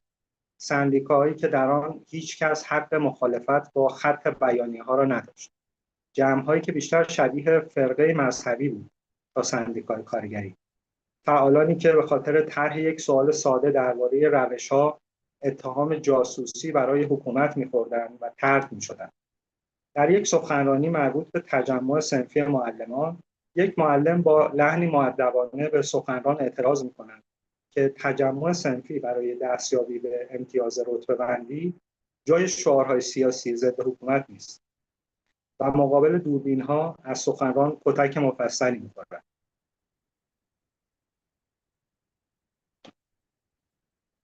چند سال بعد در میانه جنبش سیاسی زن زندگی آزادی، همین تشکل مستقل معلمان در بیانیه‌ای دانش آموزان دهه 90، یعنی بچه‌های نهایتاً 10 تا 11 ساله رو به عنوان جوانان خطاب قرار داده بود و از آنها می‌خواست معلم‌هایی که با اعتراضات همراه نیستند را شناسایی کنند. در تجمع صنفی در یک مجتمع صنعتی که کارگران بین 4 تا 6 ماه حقوق نگرفته بودند در حال مبارزه با کارفرمای فاسد بخش خصوصی بودند، سخنران درباره آزادی اینترنت مطالبه گری کرد. با دیدن این نشانه‌ها بود که شک کردند نکند بخشی از این جریان حتی بدون آنکه همه اعضایش بدانند در حال بازی در زمینی است که از پیش طراحی شده. در فرهنگ ما میگویند مگس روی زخم می‌نشیند، یعنی جایی که ضعف هست فرصت طلب پیدا می‌شود. مشکل اینجا بود که آن زخم نه یک بریدگی سطحی بلکه جراحتی عمیق در ساختار حکمرانی کشور بود، ناتوانی در ایجاد تشکل‌های واقعی و مستقل کارگری.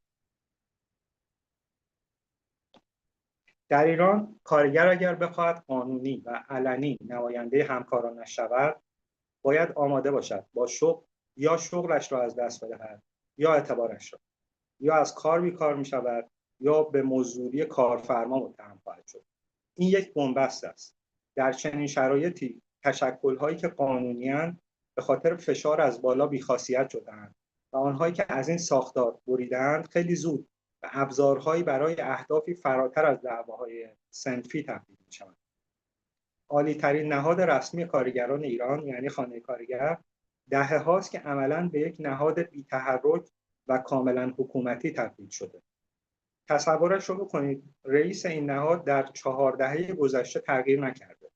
چطور می شود در چنین فضایی از نمایندگی واقعی سخن گفت؟ در کارخانه ها و شرکت ها خلأ نمایندگی زمینه ساز پیدایش هسته هایی شد که در ظاهر دغدغه کارگری داشتند، اما خیلی زود به شبکه هایی تبدیل شدند که دستور کارشان نه از دل محل کار بلکه از جای دیگر صادر می‌شد. بسیاری از اعضایشان حتی خودشان هم نمی‌دانستند که ابزار یک طراحی بزرگتر شده‌اند. تشکل‌هایی که ظاهر صنفی داشتند اما عملکردشان مثل یک نارنجک نظامی بود. اینها همان مگس‌هایی بودند که روی زخم کهنه نظام کارگری ایران نشسته بودند. اما آنچه در روزهای آغاز جنگ 12 روزه رخ داد برای من و بسیاری دیگر جای تردید باقی نگذاشت. در حالی که بمب‌های اسرائیلی در حال برخورد با خانه‌ها و کشتار مردم، هم از نظامی، غیر نظامی، پیر و جوان و حتی نوزاد چند ماهه بودند، بعضی تشکل‌های به اصطلاح مستقل بیانیه‌هایی صادر کردند که با هیچ منطق صنفی یا ملی همخوانی نداشت. یکی از این بیانیه‌های مشترک متعلق به 4 تشکل موسوم به مستقل. در ظاهر لحنشان کلی و انسان دوستانه بود، اما دقیق‌تر که نگاه می‌کردی می‌دیدی که حتی در همان لحظات آغاز حمله ایران را در ردیف مهاجم و مسبب جنگ نشان داده بودند. گویی کشوری که موشک بر سرش باریده به اندازه مهاجم مقصر است. جمله پایانی این بیانیه مشترک دقت کنید. رهایی از این داخل گیومه، رهایی از این شرایط فلاکتبار هرگز وابسته به شکست یا پیروزی یکی از طرف‌های جنگ نیست.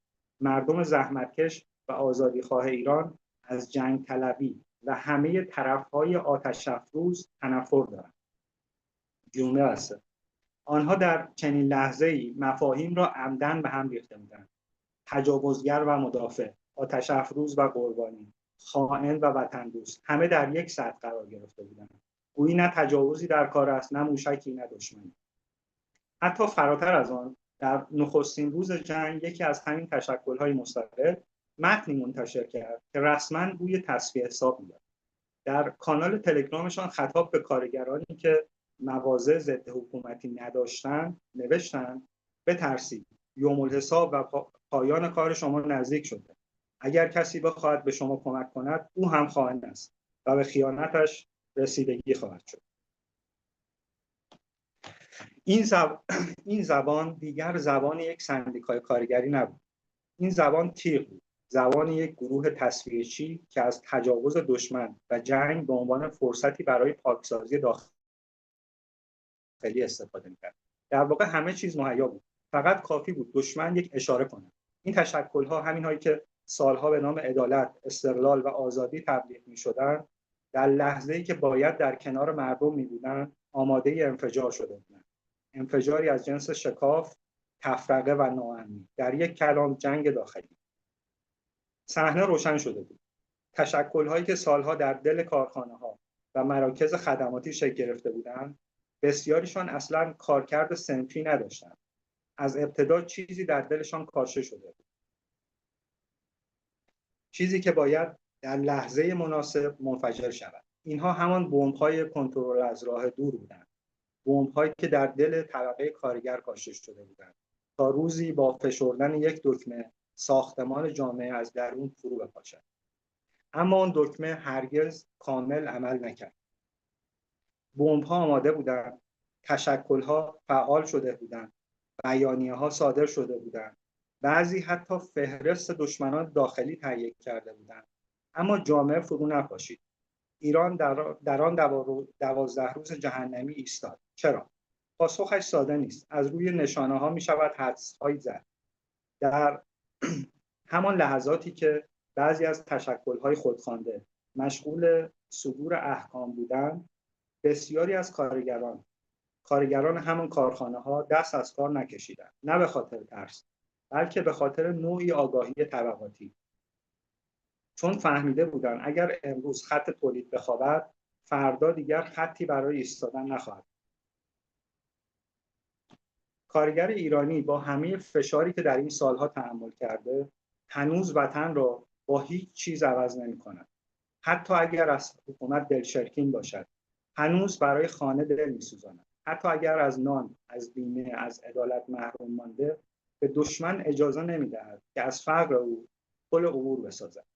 در آن 12 روز آنچه جلوی انفجار کامل را گرفت، نه دستگاه‌های امنیتی بود، نه قدرت نظامی صرف، بلکه چیزی ساده‌تر و ریشه‌دارتر: حس وطن دوستی غریزی و آگاهی طبقاتی.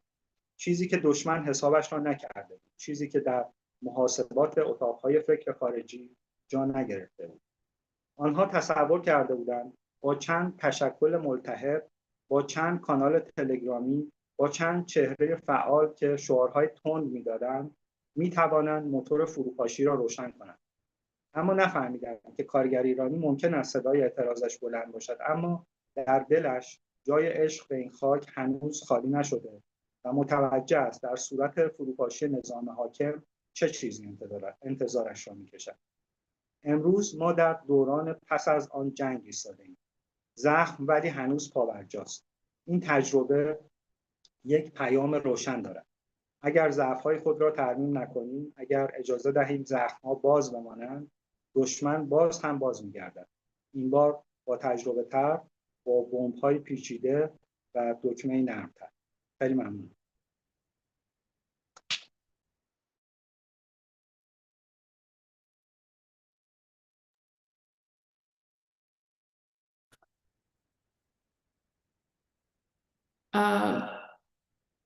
Thank you so much, Mr. Muhammad Wali, for that illuminating, that powerful testimony and analysis of what is happening on the ground. We're really grateful for your efforts to co-organize this, for your clarifying remarks, and for creating spaces where these voices can be heard without mediation of any forces but those on the ground. Thank you very much. I'm going to go ahead and introduce our next speaker, Sara Larijani, who is the co-founder of the Center for Resistant Sovereignty and Development Studies, Mohat, at University of Tehran. She has studied petroleum-related neocolonial relations in Iran, expanding their concept of colonial frontier. Her current focus is anti-colonial knowledge production, particularly reading Iran's modern geohistory from people's history perspectives. Sara Jan, thank you very much for being with us. Hello, everyone, and thank you, Elia Jan, for the nice introduction. I'm profoundly honored to be part of this conversation today. I learned a lot and I enjoyed the speakers before. I will try to keep my talk as short as possible. I will talk about the fissures in the imperial image of Iran.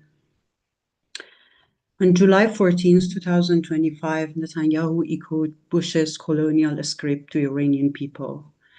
We bring liberation to you. Our war is not with you, the people, but the Islamic Republic.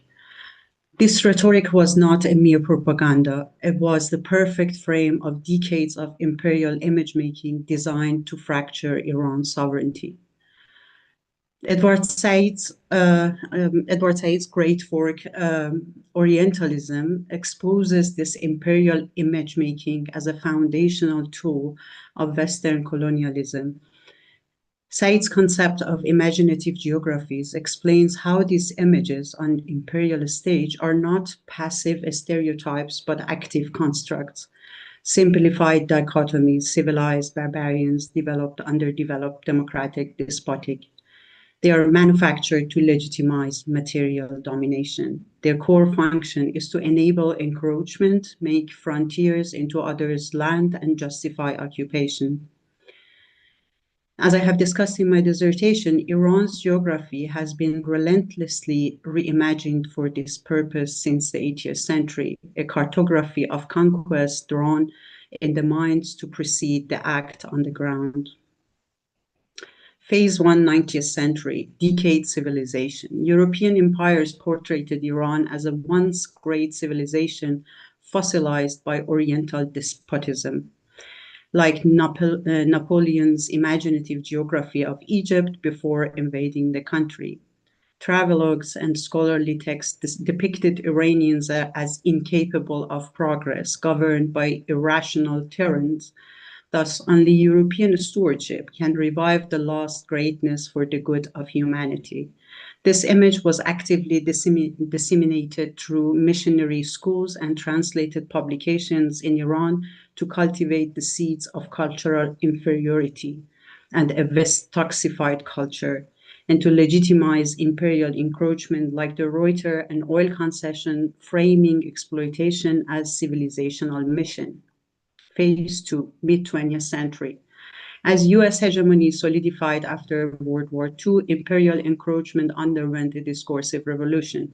Traditional territorial occupation gave way to a new frontier, the development under development binary, weaponized through technical assistance and development aid. President Truman's Point 4 program epitomized this shift, framing techno-scientific intervention as benevolent uplift for underdeveloped nations. Iran's 1951 oil nationalization under Mossadegh triggered an immediate epistemic counteroffensive. Western institutions, Chatham House, The Economist, New York Times, flooded the discourse with pseudo-scientific reports documenting Iran's innate administrative incompetence. Editorial cartoons depicted Iranians as children bewildered by old rigs, while policy paper declared resource sovereignty a burden only Western expertise could manage. This image helped the success of the coup against Mossadegh, which Dr. Izadi already described, and the acceptance of Iran's oil being managed by Western oil giants. Phase 3, which I call the liberal captive image. After the defeat of the Soviet Union, globalization, and the rise of US hegemony, imperial narratives pivoted to neoliberal salvations. Iranians were reinvented as prisoners of their state, a people unified in craving Western consumerism and liberal individualism. The struggles for economic and social changes were rebranded as proof of Iranians' universal desire for Western lifestyle and individualism. Dress code and social media access became symbolic battlegrounds, reducing liberation to assimilation into Euro-American values. This liberal captive image surged during the 2009 Green Movement and peaked with the 2022 Women Life Freedom riots. During Women Life Freedom, Western think tanks, media, academic figures, and artists were active in creating the liberal captive image. And Empire-funded Farsi media, BBC Persian, Iran International, Manoto, amongst many, brought back the imperial image home and portrayed selective dissent into a national cry for regime change. This imaginative geography of captive liberals, now widely accepted outside and inside Iran, was a component of enabling military aggression, just as it has been in Iraq, Libya, and Syria. Today, the imaginative geography of Iran is a conglomerate of contemporary and historical layers of imaginative geographies. The historical layers are projected on the state, fitting to the contemporary dichotomy of good people, bad elites in the land of the other. The Iranian state is portrayed as administratively and economically incompetent, of course, without mentioning US sanctions and the imposed 8-year wars. Islamic Republic of Iran is imagined as despotic and hostile, therefore unfit for having peaceful nuclear technologies. Yet, Iranians have always shattered these imperial images, from mass revolts against the Reuters concession in the 19th century, which resulted in its cancellation, to the fiery defense of oil nationalization, to the anti-imperialist 1979 revolution and the sacred defense in the 1980s. Each generation has exposed these imaginative geographies justifying imperial aggression. The 12-day US-Israeli aggression ignited this resistance anew. The anticipated popular uprising welcoming Western liberator dissolved into national mobilization against the invader. The regime change strategy predicated on the imperial image of an alienated people from their state eager for foreign intervention spectacularly backfired. Pro-Western opposition figures who endorsed or tacitly supported the aggression were exposed as aligned with forces bombing Iranian civilians. The US and EU decades of cultivating Western patronage, Nobel Prize winners, media platform, NGO funding, lost influence, and their statements became synonym with treason in the eyes of Iranian folks. The solidarity among Iranian people featured the narrative that Iranian valued Western individual liberties above national self-determination and independence. Far from triggering collapse, the aggression forged unprecedented unity. As Mr. Mir Ghaffari, the leader labor organizer, narrated in this panel, gas refinery workers endeavored to restore production capacities, inter-community exemplary support of needed ones, widespread messages of solidarity to Iranian defense forces, and the US's declamation against Israel on social media rejected the imaginative geography of the Iranian people welcoming so-called Western liberators. The resilience of critical systems under fire shattered the image of inherent incompetence. Israel's terrorist strike on IRGC commanders failed to paralyze Iran's retaliatory capacity, demonstrating sophisticated command redundancy, shattering assumption of institutional fragility, and a state on the verge of collapse. Iran's hypersonic missiles passing the skies of many nations in the region were proof that techno-scientific progress delinked from Western influence was possible, and the Zionist entity and imperial military bases in the region actually are penetrable. After Gaza genocide and the attack on Iran, the West's authority as the rational truth teller experienced another hard blow, and trust in Western-centered international institutions diminished. Now, 1 month after the 12-day military assault against Iran, I'm confident to say that the empire is repairing the fissures in its imagined geography of Iran. They are invoking underdevelopment, decline, incompetence, captive liberal images again to justify renewed aggression and sow confusion. Yet, the unity forged during this 12-day was an eye-opening rupture. Iranians revealed that sovereignty is non-negotiable. The majority of Iranians stand not as imperial puppets, but as defenders of their dignity and sovereignty. This moment makes it profoundly difficult for the empire to prevent its fissured image of Iran from expanding. Our solidarity must amplify these fissures. It is the resistance to imperial images and the resistance on the ground that unmask imperial intention. Thank you, everyone.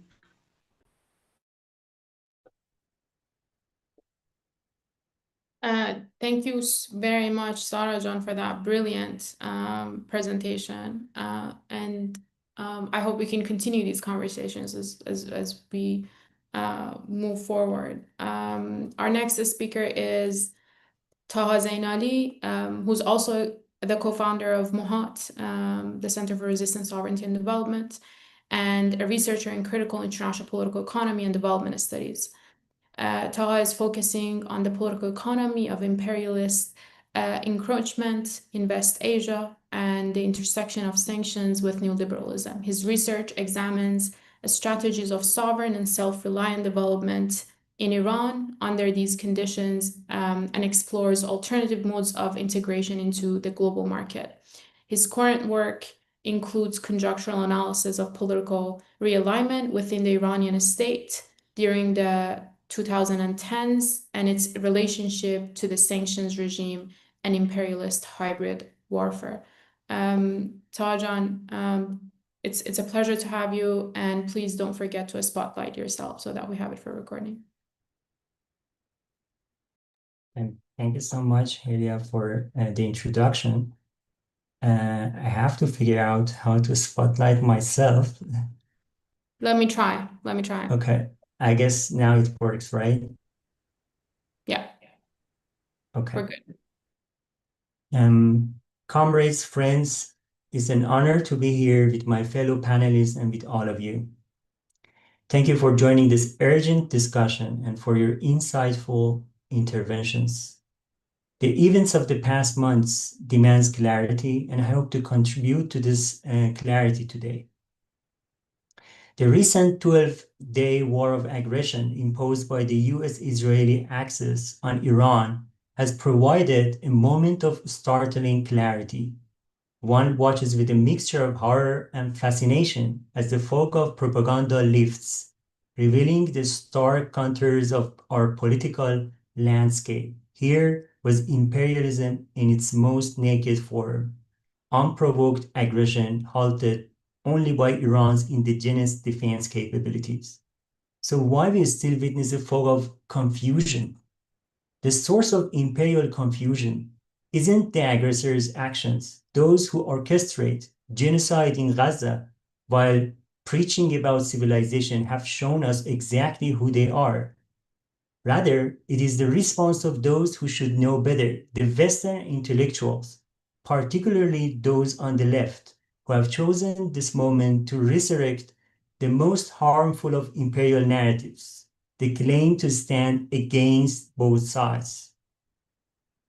This position, draped in the garments of moral superiority, represents something far more inside us than open collaboration.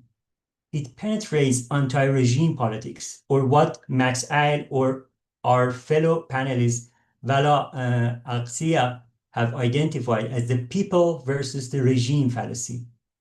That convenient fiction which allows Western observers to imagine themselves as champions of an abstract Iranian people, while undermining the very state structures that protect those people from imperial devastation.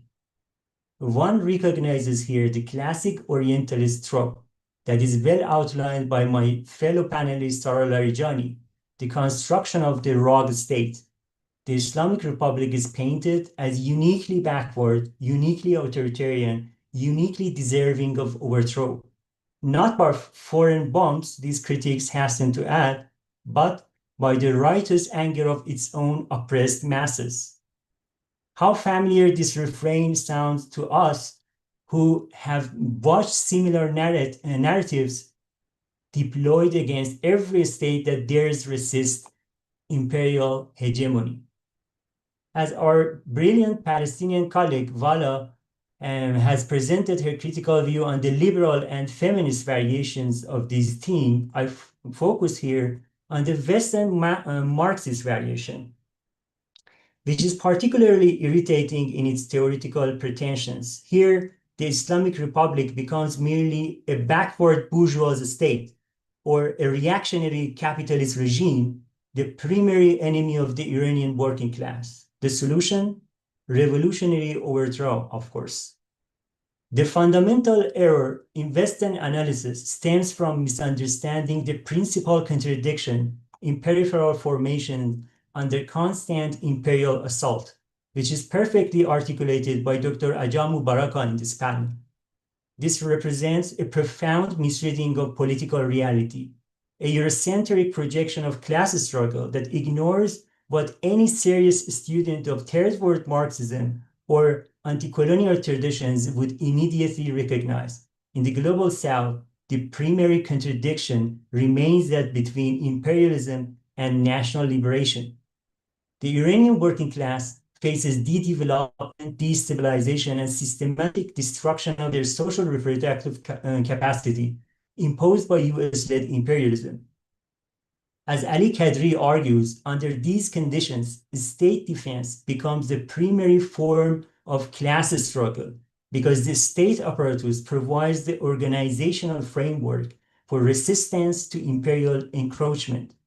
The working class must position itself in this condition as a vanguard against imperial subjugation, while simultaneously struggling for what Samir Amin called a sovereign popular project, a path of egalitarian development that serves popular needs rather than imperial extraction. This represents a qualitatively different class analysis than what applies in imperialist centers. To call for the revolutionary overthrow of states in West Asia today is not merely naive, it is to advocate for precisely the outcome imperialism desires. We have seen where this leads: Syria reduced to rubble, Libya torn apart.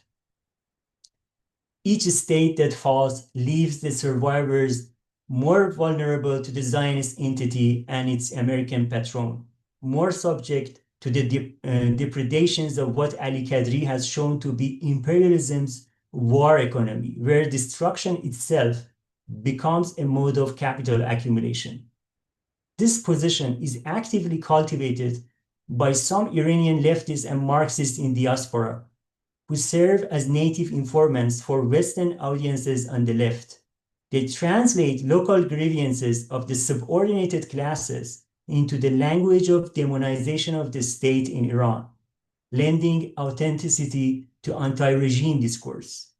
Unfortunately, some so-called independent labor organizations within the Iranian working class replicate the same problematic stance, as Ismail Mohammad-Wali has brilliantly illustrated. Consider the grotesque convergence taking place before our eyes. The Western Marxists and the Iranian left, who seek the overthrow of the state, and neoliberals within the state who advocate for a market versus state model and push for further shrinking of the state through privatization and structural adjustments paradoxically share the same immediate goal, the weakening of the very institution that advanced national liberation and resist imperial domination. Both serve, wittingly or not, the agenda of what is termed as imperialist hybrid war, that comprehensive strategy combining economic sanctions, diplomatic isolation, information warfare, and cultural manipulation to break the will of nations that refuse to submit. The US-led maximum pressure campaign against Iran that is discussed by Professor Izadi in his historical analysis at the beginning of this panel revealed this logic in its purest form. Make the population suffer enough, the theory goes, coupled with media campaigns and the weaponization of socio-political injustices, will lead the population to rise against their own government, blaming the government rather than their foreign enemies for their suffering. The Eurocentric left echoed this logic, hoping for popular unrest to topple the Islamic Republic, reveals how deeply imperial assumptions have penetrated even supposedly anti-capitalist discourse. But the recent war must have stripped away these illusions. It was the Islamic Republic's state capacity, its technological achievements, its command structures, all those institutions that Western observers love to demonize, that stood between the Iranian people and the fate of the Syrian and Libyan nations. This is not to deny the existence of legitimate grievances within Iranian society, nor to silence those who struggle for workers' rights and social, economic, and political justice. As my fellow panelist, the leading labor organizer Alireza Mirghaffari has argued, the path forwards involves a dual struggle, defending the state against imperial aggression while challenging neoliberal policies, corruptions, and injustices within. To conclude, the war has drawn a bright light between those who enable the resistance and those who enable genocide. As Bikram Gil argues, the Islamic Republic of Iran directly facilitates this response by providing, quote, weapons to the poor and besieged, share blueprints and gifts arms to regional asymmetric militias or state forces like Ansarullah. Hence, true solidarity cannot consist of condemning imperialism in the abstract while undermining the concrete states and institutions that resist it. It requires recognizing that in our world today, the Islamic Republic of Iran is not merely a state defending its own sovereignty, but it's a crucial node in the global structure of anti-imperial resistance. Thank you so much. Thank you for your necessary and important intervention, Tajan. I'm gonna move to our next speakers, which I'm going to introduce two of our dear comrades together because they'll be presenting together. Sarah Flanders, who has opposed US war, occupation, sanctions for 50 years. She helps organize United National Anti-War Coalition, Sanctions Kill Campaign, and International Action Center. She's a contributing editor of Workers' World newspaper and co-author and editor of 10 books opposing US wars. And she will be followed by our dear comrade Che Marino, a steadfast Bronx-based anti-imperialist activist, community organizer, and educator exposing US and Western collusion with Zionist and neoliberal powers while mobilizing communities to defend the sovereignty of the oppressed peoples throughout the Levant, from Syria and Palestine to Iraq, Iran, and beyond. We are very honored to have you both. Thank you so much for joining us. Well, thank you. And it's such an honor to join this incredible and probing discussion today. I want to first express my full solidarity with the heroic Palestinian people, and with the steadfast and determined Iranian people under unrelenting attack of US imperialism and Zionism. The workers and the oppressed of the whole world watched in awe and incredible enthusiasm as the vitality of the Iranian Revolution, still alive today, was able to strike blow after blow at the Zionist war machine in the 12-day war with Israel. Every one of the millions who watched in horror and pain the systematic genocide underway in Gaza, the vicious gunning down of defenseless children, they cheered at the ability of Iran to defend itself after that horrific surprise attack. And everyone who sees the shredding of Syria, the massacre of minorities, the destruction of the unions and women's organizations that made up the mosaic of the Syrian Arab Republic knows their fate if the military falters in Iran.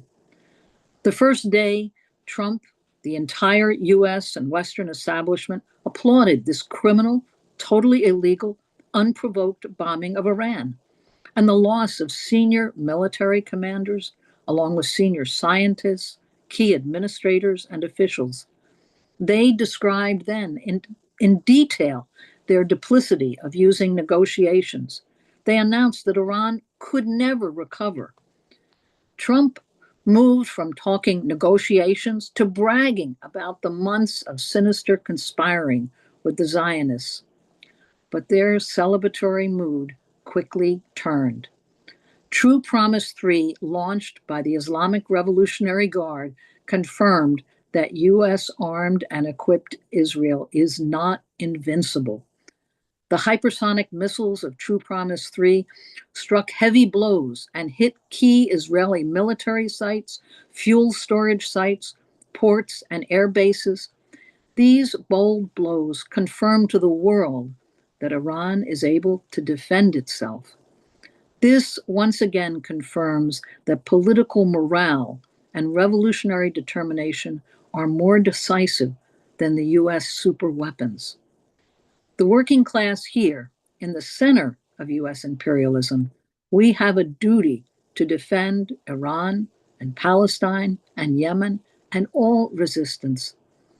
It's part of a world class resistance. We need to look at it that way.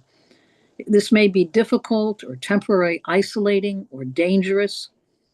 It goes against bourgeois academia for sure, but in class terms, it's essential. Overwhelmingly, the people in the US don't want another war, certainly don't want war with Iran. And at the grassroots, there's great sympathy for the Palestinian people. But this isn't represented in either of the imperialist political parties of the US. Republican or Democrat, they are absolutely complicit and part of the wars. The US government is a government of billionaires and thieves that are determined to continue looting the world, and we're not consulted on US wars, that's for sure. But we pay the cost here in cuts in every social program. The help of, I just want to thank Hamid Sharabi and the thoughtful Iranian activists and other international activists from Global Resistance, from the United National Anti-War Coalition, and from many organizations for an emergency call that was put forward the very day after the attack. And it was drafted in condemnation of the attack and in full solidarity with Iran and Palestine. And within days, 70 cities, mainly in the US and internationally, responded with immediate actions, with demonstrations during that week of June 28th. Now, these actions were symbolic on short notice, but they did show a determination to act and the rage that once again US imperialism had launched a horrific attack without cause or notice. Now, not surprisingly, the US response, the US media, was to block out any mention of working class or grassroots opposition. It's because US imperialism is desperate. It's in decline, it's in total decay, and it cannot reverse this situation. It's no longer the global decider. The axis of resistance is the future and is our future. We need to see it that way, feel it that way. Every act we take to confront imperialist lies, crimes, and wars is part of changing the world and our own future. Now, since the 1979 Iranian Revolution, the Islamic Republic has had to mobilize again and again to defend itself against US sanctions, invasions, regime change operations, and false propaganda designed to create confusion. So I'll close in saying there's a popular chant heard in the streets, written on the walls, death, death to the IDF. And to that we add, as always, death to US imperialism. So thank you, and I turn this over to Che Marino for his comments. Thank you, Sarah, and thank you to the organizers for inviting me, and it's an honor to be here with such an amazing panel. In 1979, a popular revolution swept Iran. Millions of workers, students, intellectuals, and citizens from all walks of life took to the streets to dismantle a US-backed dictatorship that exploited the nation's resources and subjugated its people. The revolution gave birth to the Islamic Republic and reoriented society around the needs of the people. A society that now provides tuition-free state universities, universal health care, and a comprehensive social program protecting the most vulnerable. Even from its inception, the revolution was steeped in the pursuit of social justice, as well as a staunch anti-colonial and anti-imperialist vision. Since the revolution, Iran has made remarkable strides in building an equitable society that champions the well-being of its people. Education has been a key pillar of this progress. Today, state universities in Iran are tuition-free for all admitted students, while private institutions charge only a modest fee of around $100 to $180 per semester, with additional financial aid available. This approach directly counters the debilitating burden of student debt that plagues the United States. Moreover, primary school attendance is near universal, with Iranian youth, especially women, thriving in academia. In fact, approximately 70% of Iran's science and engineering students are women, demonstrating not only the country's commitment to education, but also the empowerment of its women. Healthcare in Iran shows similar promise. Life expectancy in Iran is on par with that of the United States. However, it is achieved with far lower per capita spending, around $237 per person in Iran versus $12,000 in the United States. Iran's healthcare system boasts a near universal vaccination rate of 99% for key immunizations and a well-established primary care network that reaches even the most remote rural communities. Ranked among the world's 30 most efficient healthcare systems, Iran also provides free care for children under the age of 7, even under the pressure of crippling US sanctions. Beyond education and healthcare, Iran's progressive policies extend to broader social welfare measures.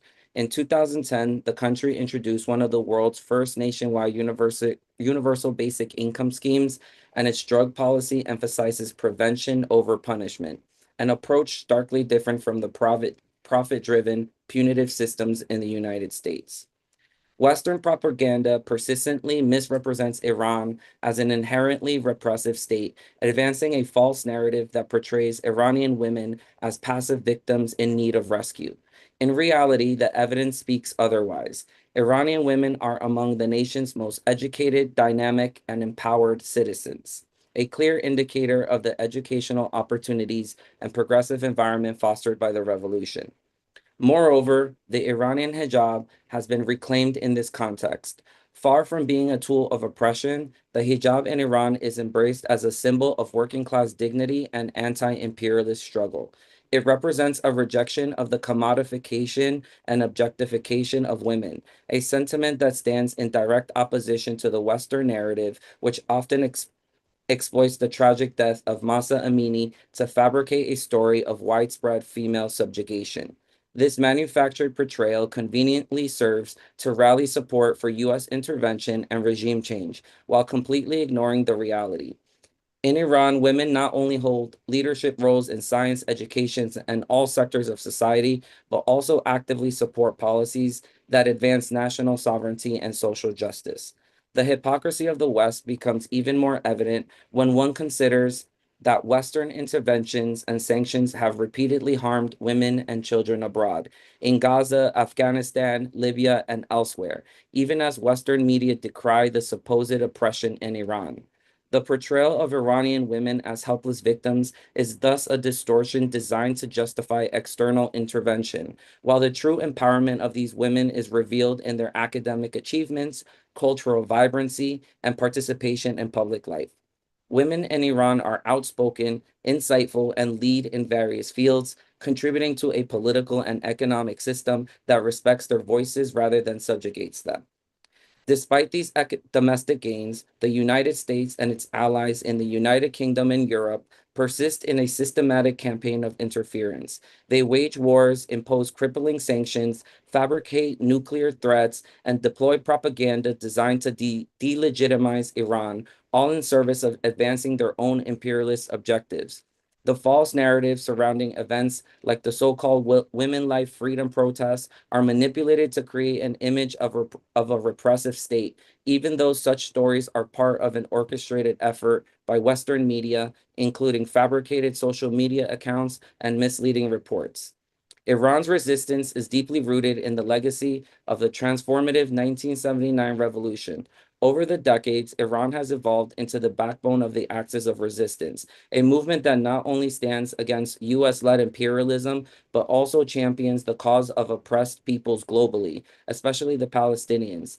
With its constitution mandating the rejection of foreign domination and the promotion of national self-determination, Iran's leadership under Supreme Leader Ayatollah Ali Khamenei has consistently affirmed its commitment to independence and social justice. Central to Iran's influential role in the region was Lieutenant General Qasem Soleimani, commander of the Quds Force of the Islamic Revolutionary Guard Corps. Soleimani united diverse resistance fronts to expel U.S. forces from the region and dismantle Takfiri Wahhabi proxy groups formed by Western and regional proxies. His protective efforts towards religious minorities, coupled with unwavering support for Palestinian fighters, underscore Iran's anti-imperialist stance, a legacy that continues to inspire both men and women across the nation. Every U.S. action taken against Iran, whether economic sanctions, military interventions, or covert propaganda, is an attempt to force regime change and reassert Western hegemony.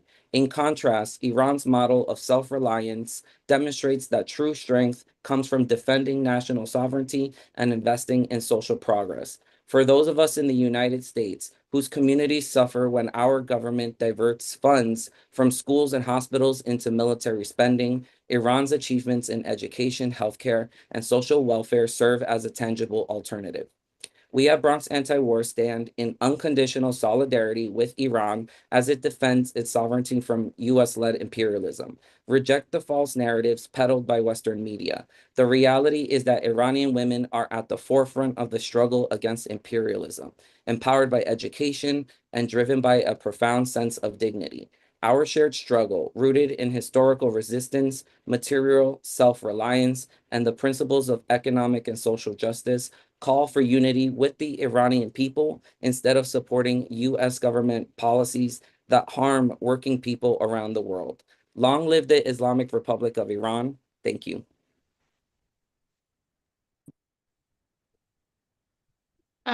Thank you so very much both for those powerful remarks and messages of solidarity.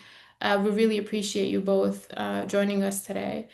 For our final speaker, which I've been enthusiastically waiting to introduce, we have our dear comrade, Hamida Shahrabi, who has dedicated over 55 years to a consistent and unwavering struggle against imperialist domination and oppression.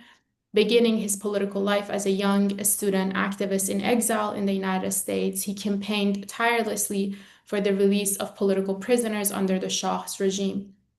Following the victory of the Iranian Islamic Revolution Mr. Shahrabi continued his lifelong commitment to anti-imperialist struggles by defending the Islamic Republic of Iran against foreign aggression and advocating for the rights of the Iranian working class.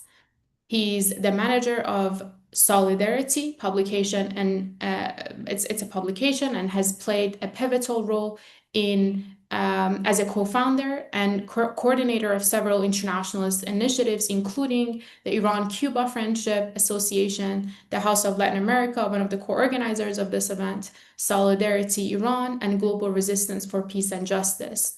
Throughout his decades of activism, Mr. Shahrabi has stood as a bridge between movements, working to build principled alliances across borders and championing a vision of sovereignty, justice, and working class internationalism.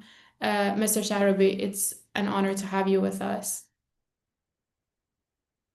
Thank you very much for your kind words of introduction. Greetings to all, everyone here, and all those who would later listen to this fantastic discussion in our panel. I shall thank all the distinguished speakers who spoke before me for their thoughtful remarks on this important and timely webinar. And my special thanks to Helia Taghi, who did a great job in preparing and moderating the panel. Also, my gratitude to the Iranian workers in gas refineries of Bushehr province, who by initiating this discussion showed another indication of the conscious role of the Iranian working class in our national liberation struggle and in defending our peaceful nation against the imperialist Zionist aggressions. I really hope that what we discussed today would be available to a broader audience, to hundreds of thousands of people who would be very good that could be informed about the realities of what we face. I will be very brief, only highlighting a couple of points. What we witnessed in the 12 days of imposed war on Iran was nothing but a continuation of the ongoing imperialist Zionist drive to uproot resistance movements in the West Asia. It was a continuation of the war in Afghanistan, Iraq, Libya, Lebanon, Syria, Yemen, and the genocide in Palestine. It was carried out with the same logic and the same objective of the imperialist domination and exploitation, the same logic behind the Korean and Vietnam wars, behind the genocidal sanctions against Cuba and the hybrid wars against Venezuela, Nicaragua, and other nations that strive for their self-determination. And now let us see, where do we stand on this historical battle? They have hit us hard. They have dealt serious blows to different components of our liberation struggles, killing our eternal heroes like Soleimani, Nasrallah, Sinwar, and many others. And they have massacred hundreds of thousands and even millions of innocent people in our free homelands. On the other side, we have been showing our strong will and determination to pursue our aspirations with all our might. We have proved that there is no limit to our resistance, to our sacrifice, to our readiness to die, but not to yield when it comes to defending our nations. As Fidel said, patria o muerte, homeland or death. And then again, we showed that, as Ayatollah Khamenei, the supreme leader of Iran, said, the era of hit and run is over. Yes, yes. The whole world saw. The whole world saw the Iranian missiles hitting hard Israeli cities and even the United States military base in Qatar. And you know better how joyful it was in the eyes of billions of people, oppressed people in the South, to see the vulnerability of Israel and the United States empire. Furthermore, and not the least, we showed that We have leaders capable of leading our nations in times of trouble with an exemplary conduct, with bravery and thoughtfulness. You all heard the supreme leader of Iran, when he was threatened with assassination, saying calmly, quite calmly, Iran will never surrender under pressure. This is what he said. And that inspired the whole nation in the days after, in their mobilizations. So that is where we stand, ready to fight and resist until the last drop of our blood is shed in the soil of our proud lands, just like the heroic and inspiring people of Gaza have acted through one of the ugliest genocides in the history of human beings. Such people can never be defeated. We are doing what we should as they prepare for the next round of aggressions. We are strengthening ourselves, not only through our military power, but also by an unshakable unity of our people to confront the imperialist Zionist acts of war, terrorism, sanctions, and destabilization, to break the will of our people against the regime change in Iran. Talking about the regime change, we also have to take note of the reactionary position of part of the so-called Iranian opposition, including so-called some leftist forces who shamelessly take sides with our imperialist Zionist enemies stand on such issue. To call them with their right name, they are traitors. They are traitors with no place among our patriotic nation. Another position which shall be loudly rejected is the hypocritical stand by those who refer to problems that the Iranian people face in order to justify the imperialist policy of regime change.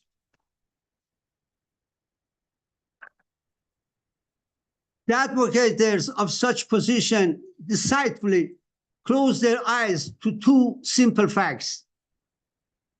First, that the imperialists who look after regime change in Iran are themselves the main source of our problems. And second, that it is up to our people and not to our adversaries to deal with our problems. I was listening to the fantastic interventions by the panelists, especially our comrade from Palestine, who described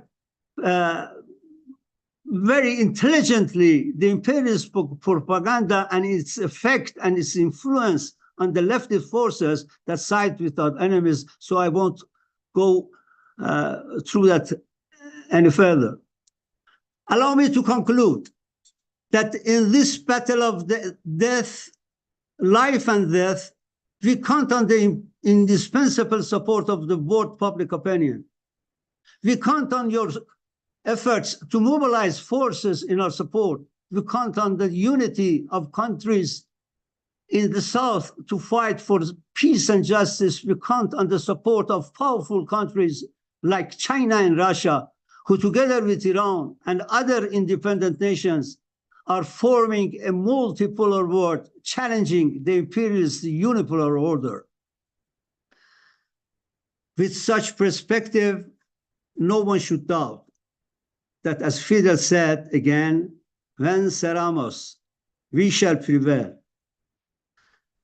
I'm proud to finish my comments by introducing our comrade Fernando Gonzalez, and we are very proud to receive his message. He's the president of ICAP, the Institution of Solidarity of Cuban People with Other Nations.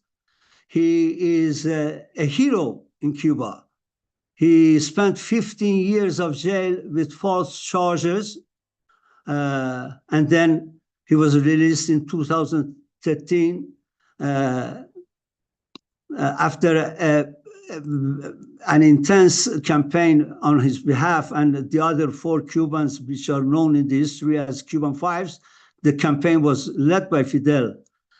It's hard to not talk about Fidel's stand on Iran, on all the oppressed nations, on his spirit of solidarity. When we talk about Gaza, when we talk about Palestine, we have a man in the history, in the modern history, who from the day one, he stood firm on the side of the Palestinians.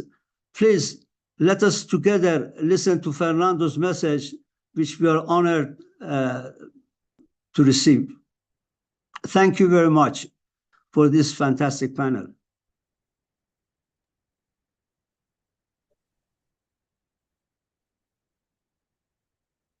Estimados amigos, reciban un fraternal saludo desde el Instituto Cubano de Amistad con los Pueblos en La Habana, Cuba.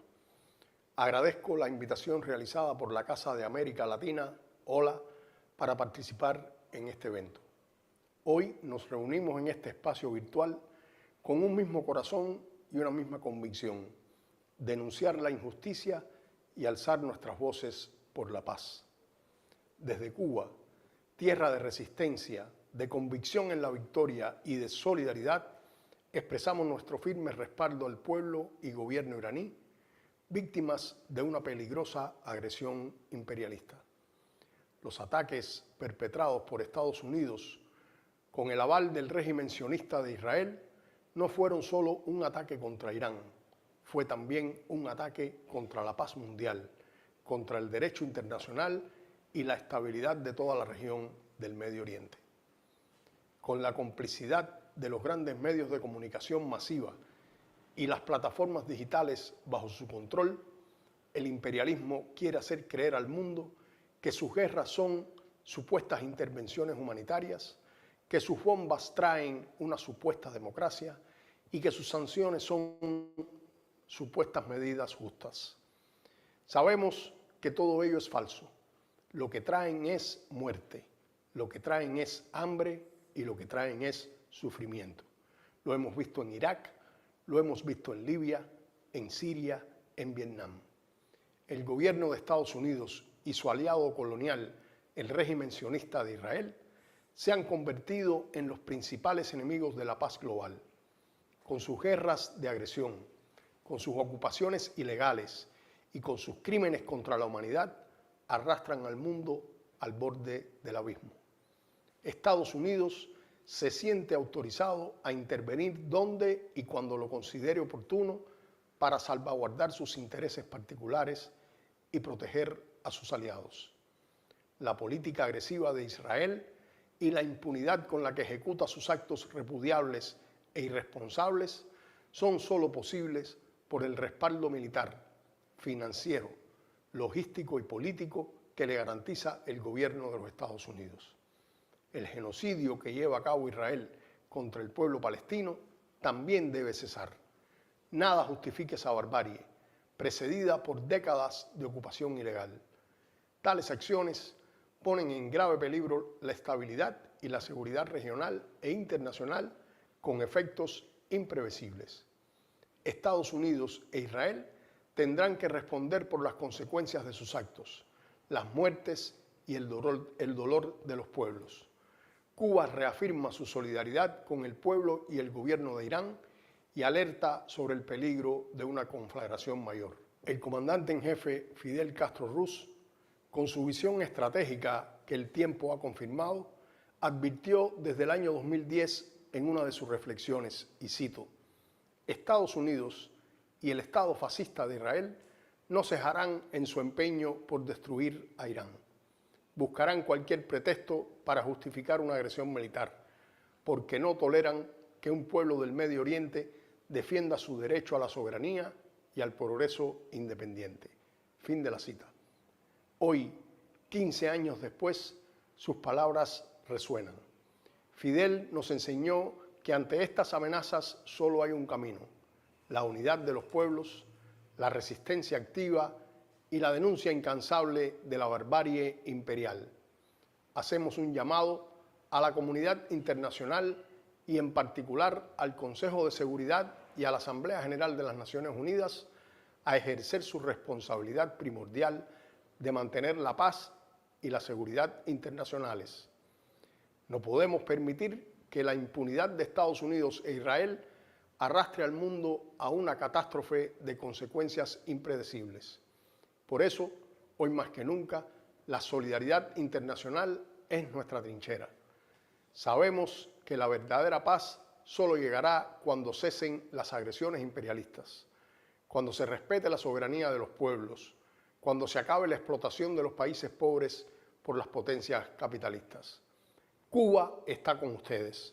Esta isla caribeña, fiel a su tradición antiimperialista y al legado del comandante Fidel Castro, reitera su apoyo incondicional a la soberanía y la autodeterminación del pueblo iraní. A pesar del bloqueo genocida que sufrimos por parte de Estados Unidos, nuestra voz no se callará. La historia nos ha enseñado que los imperios caen, pero la dignidad de los pueblos perdura.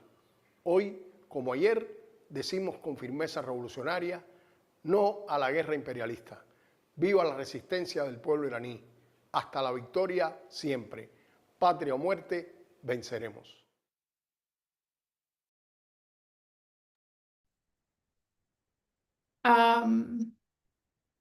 Let me start by thanking Mr. Shahrabi for always continuously inspiring us. We are inspired by you, by your powerful words, and by your presence. Thank you very much, Aghay Shahrabi Aziz.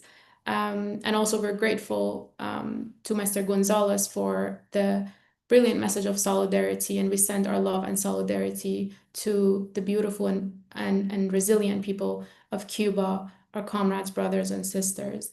And I'm afraid that brings us to a close of this panel. I realize that it's been almost 3 hours and we still have the majority of our audience with us, which is remarkable, and it tells us how much more of these conversations we need to be having together. So I wanna thank our brilliant speakers. I could truly continue listening to you for another day. And to everyone who joined us today. And I want to give a special thanks and shout out, a huge shout out to our amazing translator, Mr. Rahimi, who has been translating this session to Farsi for the past for the entire session.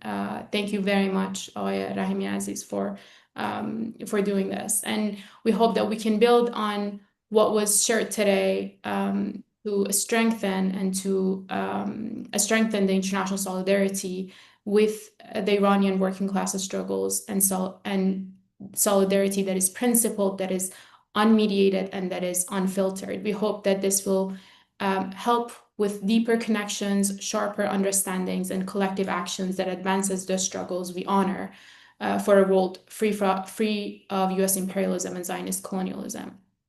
I want to close by honoring the liberation of our comrade and a steadfast resistant fighter in the Palestinian struggle, George Ibrahim Abdullah, who endured over 40 years in the dungeon of colonial French prisons, a living example of perseverance and defiance. George Abdullah emerged from captivity yesterday with an unbroken spirit and an unwavering voice calling for escalation, for resistance, and for actions for Gaza. His freedom reminds us that resistance defeats oppression and that the path of a struggle walked together will bring us to liberation, inshallah. I deeply apologize for not being able to take questions. Our speakers have to leave. I know we have several really great questions from our audience, and also I saw some hands being raised. I apologize, and we really hope that we can have future sessions where we can engage our audience as well. Thank you all so much for joining us, and hopefully we'll see you soon.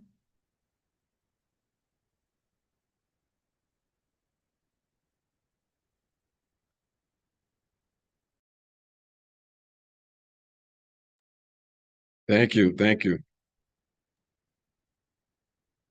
Thank you all, and thank you, Helia, for the moderation. Thank you. Really incredible discussion. Thank you. Thank you all.